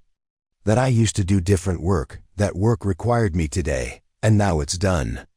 And then I'm going to ask them if we're still flying tomorrow. Because Autumn has her solo check ride coming up and Raymond needs 3 more hours before he's ready for his practical test. She opened the door and stepped out into the chaos, ready to face whatever came next, because that's what Falcon would do. The moment Daniela stepped out of the conference room, she was immediately surrounded by a wall of people, voices, and camera flashes. The chaos was overwhelming: reporters shouting questions, students press in close to get answers, instructors staring at her with expressions ranging from shock to something approaching reverence. Gregory Whitman stood at the edge of the crowd, looking completely overwhelmed by the media presence that had descended on his small airport. But it was Leah who broke through first, pushing past the reporters with the determination of someone who'd spent the morning in the cockpit during the most surreal experience of her young life. Her face was streaked with tears, though whether from fear, relief, or emotion, Daniela couldn't tell. "Miss Reeves," Leah said, her voice shaking, "are you okay?" "They wouldn't tell us anything. We just heard pieces over the radio, and then all these federal agents showed up, and—" Her words tumbled over each other in a rush. Daniela placed a gentle hand on her student's shoulder, the same way she'd done countless times before during moments of anxiety or stress. "I'm fine, Leah. Everything's fine. You did excellent work this morning. You kept your composure in a difficult situation. You followed instructions, and you landed the aircraft safely. That's what matters most. But what was all that about? Why did the military call you? Who's Falcon?" Before Daniela could answer, a reporter thrust a microphone toward her face. "Ms. Reeves, can you confirm you were conducting a consultation with NORAD? What was the nature of the security threat? Are we in danger?" Daniela stepped back from the microphone, her jaw tightening. She scanned the crowd and found Gregory Whitman. "Gregory, can we clear the operational areas, please? This is still a functioning airport, and we have safety protocols." Gregory seemed grateful for something concrete to do. He immediately began directing people away from the taxiways and active aircraft areas, corralling the media toward the designated visitor parking lot. The reporters protested loudly, but airport security, 2 part-time guards, who looked completely out of their depth, began establishing a perimeter dot in the temporary clearing this created. Daniela found herself face to face with the other flight instructors. Frank Mercer stood at the front of the small group, his expression unreadable. Diana Oakes was beside him, her arms crossed, waiting. Behind them were several mechanics, administrative staff, and a handful of students who had lessons scheduled for later in the day. It was Cody Brennan who spoke first, stepping forward from where he'd been standing with his group of friends. His earlier cockiness had completely evaporated, replaced by something that looked uncomfortably like shame. His voice, when he spoke, was barely above a whisper. "Miss Reeves, He stopped, swallowed hard, tried again. "I owe you an apology. We all do. We've been making jokes about you for months. Calling you things, saying things about your teaching, about these planes, about—" He gestured helplessly at the modest training aircraft around them. "We didn't know. We didn't understand." Josh Hendrick stood beside Cody, and he looked even worse. His face was pale, his hands shaking slightly. "I said you probably just flew cargo planes. I said teaching in Cessnas and Pipers was for people who couldn't cut it in real aviation. I was so wrong. I was so incredibly wrong." The other young pilots were nodding, their faces reflecting various degrees of embarrassment and regret. One of them, a kid named Tyler something, Daniela couldn't quite remember his last name, had tears running down his face. Daniela looked at them all. These young men who'd spent months dismissing her, and felt a complicated mix of emotions. Part of her wanted to simply accept their apologies and move on. But another part, the part that was still a teacher, still an instructor responsible for shaping not just their flying skills, but their character, knew this was an important moment. "Cody," she said quietly, "do you know why I didn't respond to your comments? Why I never defended myself or corrected your assumptions?" He shook his head mutely. "Because I didn't need your validation to know my worth. And because the work I do now teaching students like Leah and Raymond and Autumn is just as important as anything I did before. Maybe more important, in some ways. She paused, making sure they were all listening. You judged me based on the size of the aircraft I fly and the setting where I work. You assumed that because I wasn't flying fast jets or working for major airlines, I must be somehow lesser. That's a mistake a lot of people make, measuring worth by external markers instead of actual value. Frank Mercer stepped forward, his weathered face serious. Daniela, I need to ask you something directly. The radio calls we heard, the federal agents, the consultation, were you really a military pilot? And if so, what kind? Daniela took a breath, knowing that what she said next would define how these people saw her from this moment forward. She could deflect, could minimize, could maintain the walls she'd so carefully constructed. Or she could tell them the truth and deal with the consequences. Yes, she said simply. I was a fighter pilot in the United States Air Force for 12 years. I flew F-16s, F-15s, F-22s, and F-35s. My call sign was Falcon. I flew combat missions, test missions, and aggressor training missions. I held a top-secret clearance and worked on programs I still can't talk about. And 5 years ago, I walked away from all of it. The crowd had gone completely silent. Even the reporters in the distance had stopped shouting, straining to hear what she was saying. Diana Oakes's voice was barely audible. Why? Why would you give up something like that? Daniela's expression tightened, old pain flickering across her features. Because I lost someone. A fellow pilot, someone I was responsible for. And I couldn't carry that weight anymore. I couldn't keep making decisions where the cost of being wrong was measured in lives. So I found a different way to serve, teaching people to fly safely. Making sure students understand that every flight is precious. That every person who trusts you with their life deserves your absolute best. She looked around at all of them. I don't regret leaving. I don't regret the choice I made to come here. And what happened today doesn't change anything about who I am now or what I do here. Tomorrow morning, I'll be back at this airport, conducting lessons, teaching traffic patterns and crosswind landings and emergency procedures. Because that's what I chose. That's who I am. Raymond Torres pushed through the crowd, his work-worn hands clutching his flight logbook. His eyes were bright with emotion. Miss Reeves, I need to tell you something. I need everyone to hear this. He turned to address the wider crowd. 3 months ago, I fell behind on my payments. I thought my dream of learning to fly was over. But Miss Reeves kept teaching me anyway.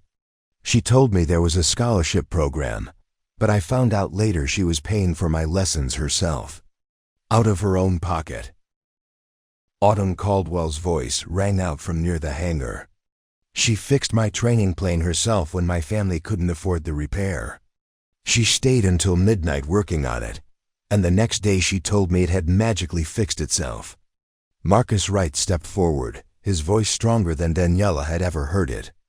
She saved my aviation career, maybe saved my life, when I showed up hungover for a lesson. She could have reported me, gotten me kicked out of the program. Instead, she gave me a second chance and made me understand what it really means to respect flying. I passed my check ride last month with a perfect score because of what she taught me. More voices began adding their own stories. A student Daniela barely remembered talked about how she'd stayed late to help him overcome a fear of stalls. Another described how she'd written a letter of recommendation that helped him get into a major aviation university. A mechanic mentioned how she'd helped him diagnose a tricky engine problem. Demonstrating knowledge that went far beyond what any normal flight instructor should possess, the stories kept coming. Each one a small moment Daniela had barely registered, but which had meant everything to the people involved. She stood there, overwhelmed. As these people she'd served so quietly revealed the cumulative impact of her years at Clearwater Ridge. Frank Mercer's voice cut through the testimonials, commanding attention. I flew transports in the Air Force 30 years ago. Nothing glamorous, nothing like what Daniela did. But I learned something in my years of service that I'd forgotten until today." He turned to look directly at the young pilots who'd been mocking Daniela. "The measure of a pilot isn't the aircraft they fly. It's not speed or altitude, or how impressive they look in a flight suit. It's the decisions they make, the people they help, and whether everyone gets home safe. By that measure, Daniela Reeves is the finest pilot at this airport. She always has been." Gregory Whitman stepped forward, and Daniela was surprised to see his eyes were wet. "Daniela, when I hired you 5 years ago, you told me you were looking for a quiet place to teach. You said you wanted to help people learn to fly safely, and that you weren't interested in recognition or advancement. I thought you were just being modest. I had no idea." He paused, collecting himself. "You could have gone anywhere. You could have commanded any position in aviation. But you chose to come here, to this small airport in the middle of nowhere, to teach students in aging training planes. And you never once acted like it was beneath you." "Because it wasn't beneath me," Daniela said quietly. "It was exactly what I needed. What I still need." A new voice cut through the crowd. One of the reporters had managed to get past security. "Ms. Reeves, the public deserves to know, what was the nature of the consultation you provided to NORAD? Was there a genuine threat to national security?" Agent Cross appeared suddenly, stepping between Daniela and the reporter. "That's classified information and will remain so. Ms. Reeves participated in a government consultation at the highest levels, and the details are not for public disclosure. What I can tell you is that her expertise was invaluable and her service to her country today was significant. Beyond that, no further comment." The reporter started to protest, but Agent Webb was already escorting him back toward the media area. Firmly but politely, Leah had been quiet through all of this, standing close to Daniela's side. Now she spoke, her voice clear despite the tremor in it. "Miss Reeves, this morning when we were flying, when everything started happening, you told me to focus on what mattered, to aviate, navigate, communicate. You kept me calm when I wanted to panic. You made sure I landed the airplane safely, even though you were probably terrified about what was happening with that military call." She wiped at her eyes. "That's what I'm going to remember. Not that you used to fly fighter jets, though that's incredible. I'm going to remember that when things got scary, you made sure I was okay first. That's what a real instructor does. That's what a real pilot does." Daniela felt her own throat tighten with emotion. She reached out and pulled Leah into a brief hug, something she rarely did with students, but which felt right in this moment. "You did well today, Leah. I'm proud of you." When she released her student, Daniela turned to address the entire crowd: instructors, students, mechanics, administrative staff, everyone who made Clearwater Ridge function.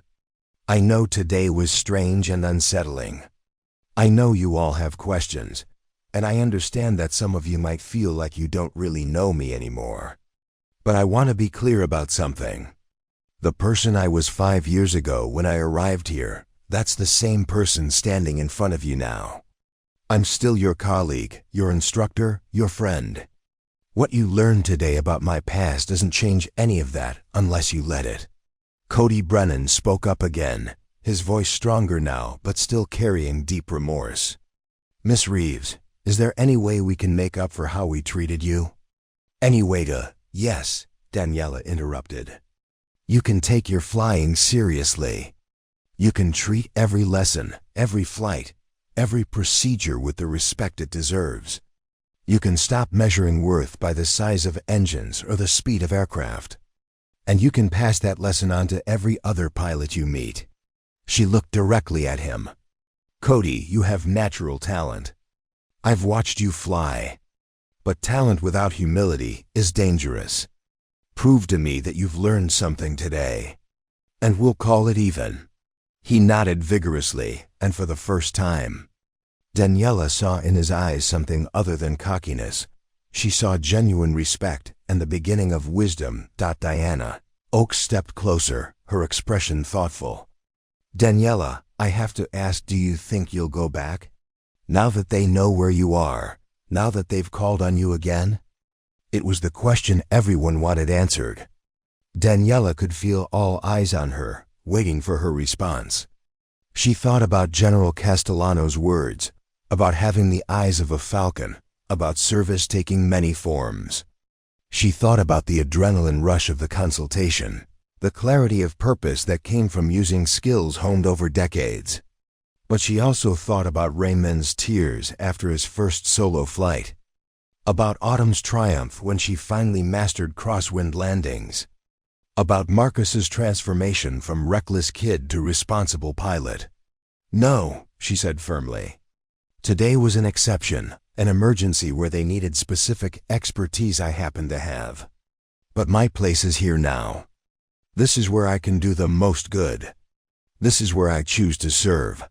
She looked around at the aircraft parked on the ramp, the aging Pipers and Cessnas with their faded paint and analog instruments.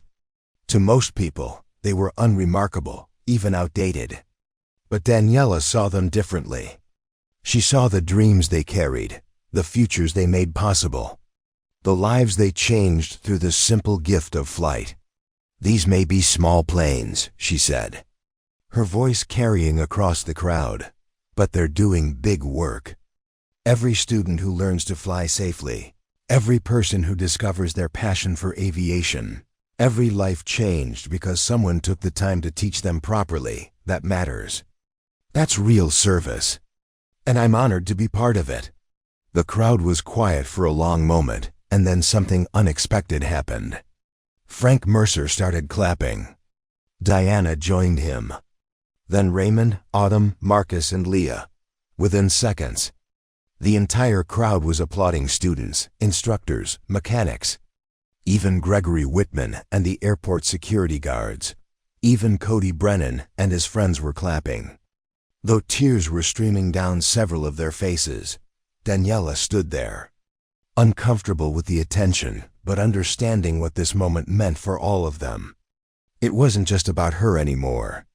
It was about everyone here learning to see value where they'd overlooked it, learning to appreciate service over spectacle, learning that greatness could wear work boots and fly training planes. When the applause finally died down, she said simply, "Now if you'll excuse me, I have a debrief to complete with my student.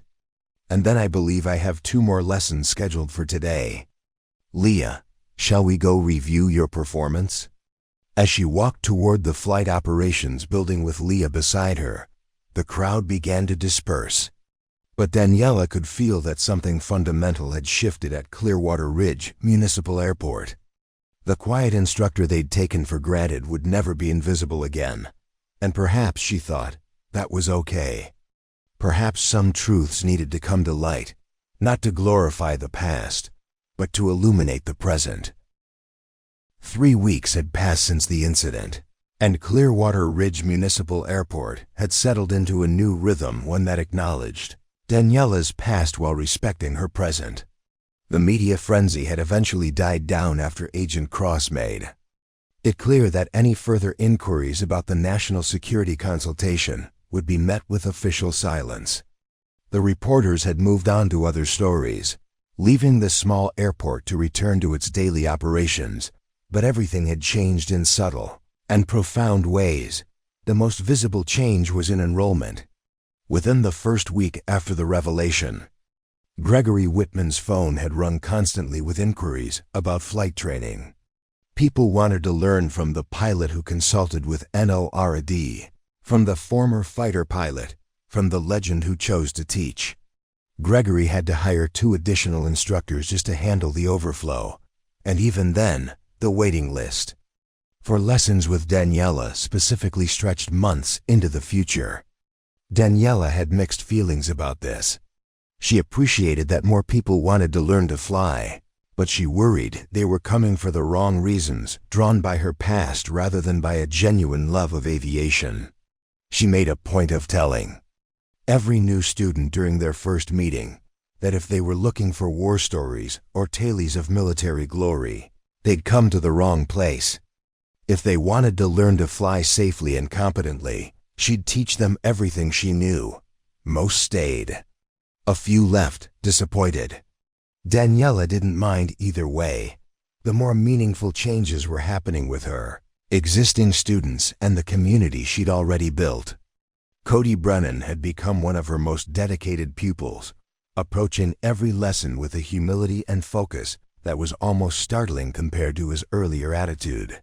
He'd asked Daniela to help him prepare for a career in commercial aviation, and she'd agreed on the condition that he understand flying for an airline meant being responsible for hundreds of lives at a time, a responsibility that required constant vigilance and absolute professionalism. "I get it now," he'd told her during a recent lesson, after they'd practiced emergency procedures for 2 solid hours.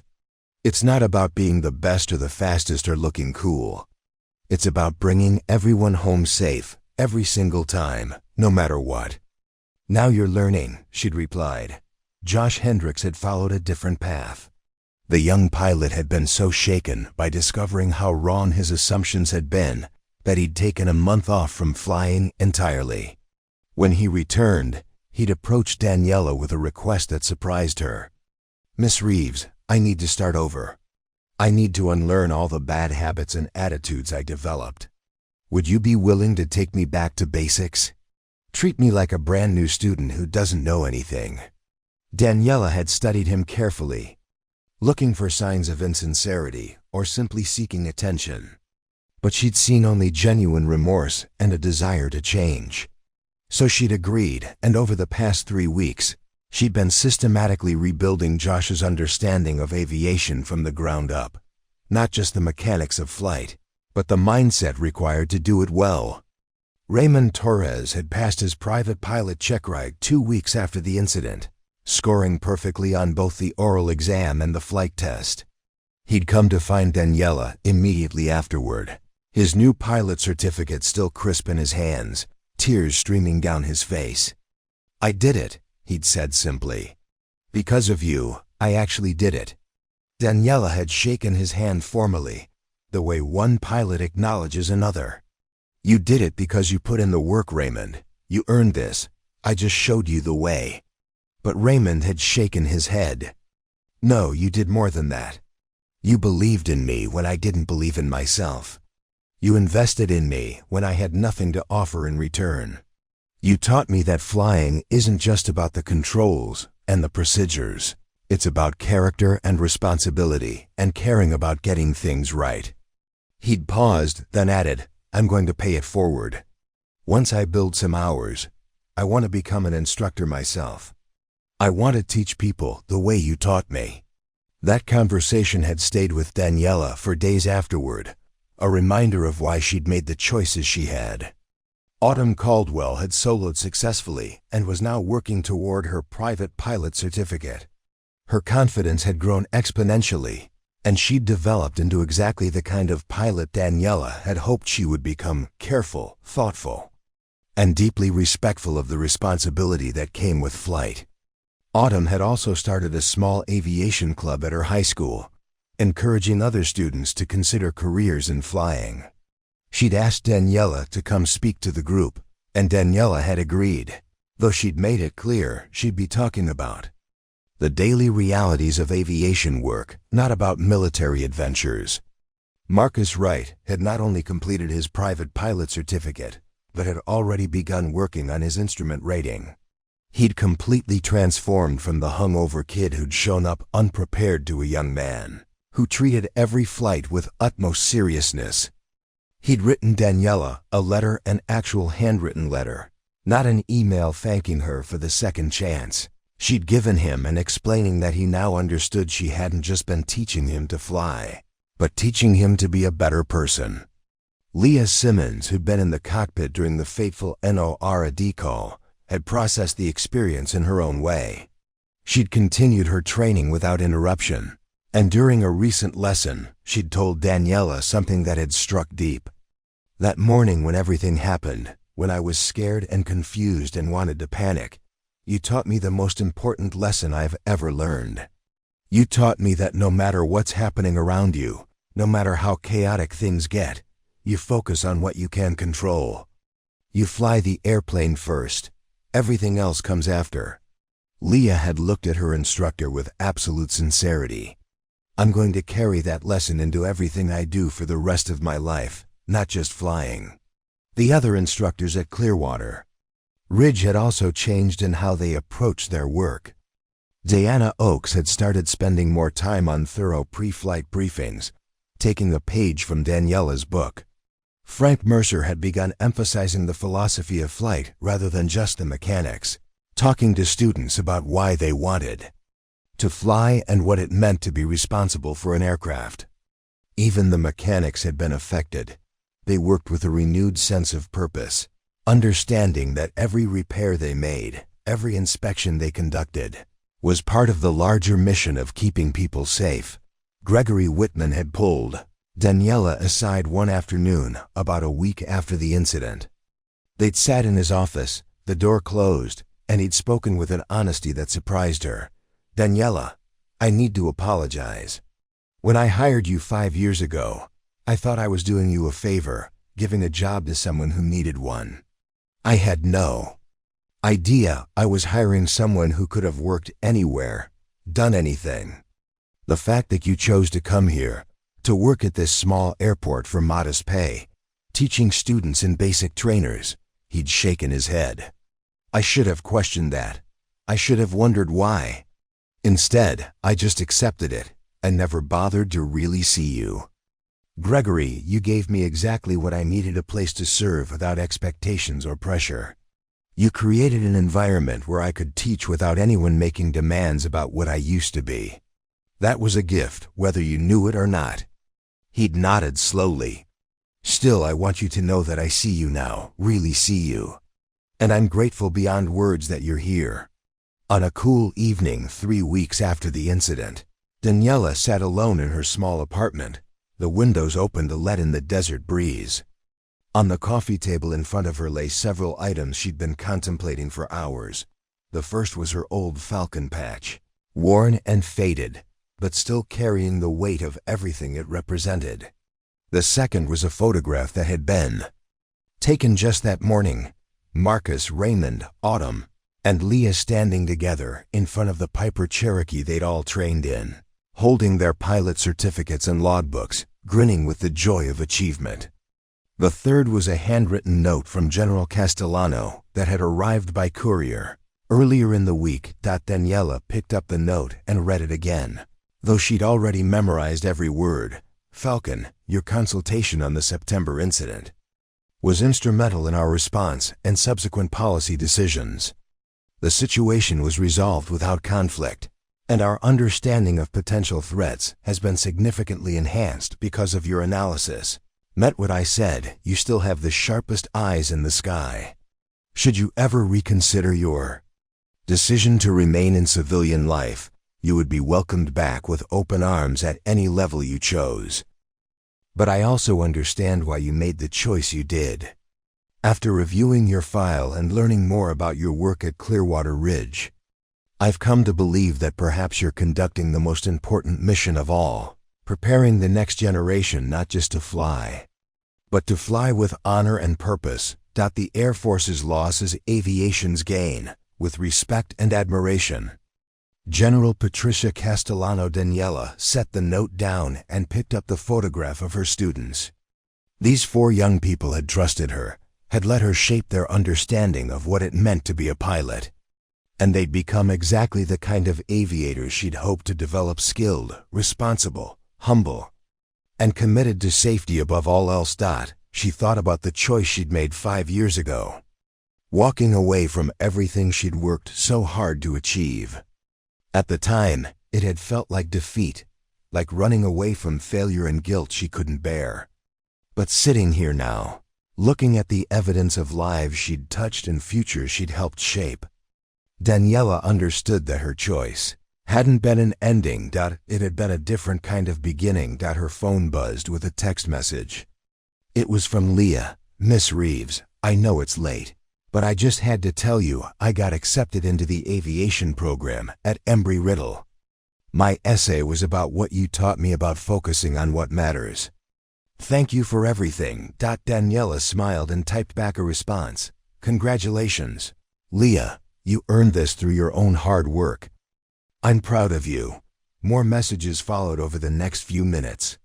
Raymond sharing that he'd been hired as a part-time line service technician at a nearby airport, getting paid to be around aircraft while building flight hours. Autumn announcing she'd convinced 3 of her classmates to start taking flying lessons. Marcus sending a photo of himself in front of a flight school where he'd just been hired as an assistant instructor. With a note saying following in your footsteps. Daniela looked at her phone. At the evidence of ripples spreading outward from the work she did. Each of these students would go on to influence others. Some would become instructors themselves. Some would fly commercially. Some would pursue careers in aviation in different ways. But all of them would carry forward the lessons she'd taught them about responsibility, humility, and the true meaning of service. That was legacy. Not medals or commendations or classified missions. Not records broken or enemies defeated. Legacy was measured in lives touched, in wisdom passed down. In the quiet multiplication of good that happened when you taught people to be better than they thought they could be. She carefully placed the Falcon patch back in its box. But this time she set the photograph of her students right beside it. 2 parts of herself that she'd once thought were separate, now understood to be connected. The fighter pilot and the flight instructor weren't different people. They were the same person choosing different ways to serve. Different ways to protect, different ways to make a difference. Through her open window, Daniela could hear the sound of a small aircraft flying overhead. Probably doing pattern work at Clearwater Ridge. The distinctive sound of a Continental engine at cruise power. Slightly rough but reliable, carrying someone toward their dreams. She stood and walked to the window, looking up at the darkening sky where stars were beginning to emerge. Somewhere up there, students she'd taught were flying solo for the first time, their hands steady on the controls, their voices confident on the radio, their decisions guided by principles she'd instilled. That thought filled her with a satisfaction deeper than anything she'd felt during her years of military service. Tomorrow morning, she would wake at 5 a.m., as always.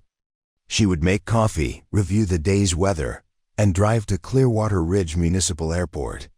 She would conduct pre-flight briefings with students who ranged from nervous beginners to confident pilots working on advanced ratings. She would teach traffic patterns and emergency procedures and crosswind landings. She would probably fix something mechanical that someone else had missed.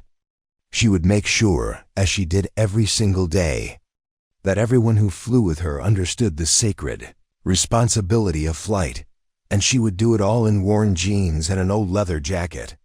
Flying training aircraft that most people would consider unremarkable.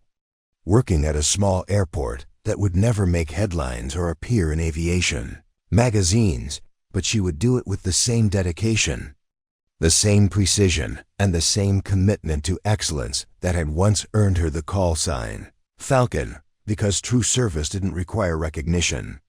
True excellence didn't need applause. And the most important missions were often the ones nobody noticed until suddenly, unexpectedly, the truth came to light. Daniela Reeves, former fighter pilot, current flight instructor, and always a servant of aviation, smiled at the stars and whispered a promise to herself and to everyone who trusted her with their dreams. I'll keep them safe. Every single one. That's what I do. That's who I am. And somewhere in the night sky above Arizona, the distant sound of aircraft engines seemed almost like an answer, a confirmation that she'd chosen the right path after all. The quiet instructor had been revealed, but she'd chosen to remain exactly who she'd become. And that, perhaps, was the most powerful choice of all. If you've ever underestimated someone based on their current circumstances, if you've ever dismissed quiet competence in favor of loud confidence, if you've ever judged someone's worth by their job title rather than their character, then you understand the lesson Clearwater Ridge learned that day. True greatness doesn't always announce itself. Sometimes it teaches teenagers to fly. Sometimes it fixes engines in the dark. Sometimes it serves without recognition, content to make the world better one student at a time. The next time you meet someone teaching, serving, or working in what seems like a modest role, remember Falcon. Remember that legends sometimes choose humility over glory. And remember that the person you're overlooking might be someone extraordinary, who simply found a different way to serve. Because in the end, it's not the size of the aircraft that matters. It's the size of the heart flying it. Up next, you've got 2 more standout stories right on your screen. If this one hit the mark, you won't want to pass these up. Just click and check them out.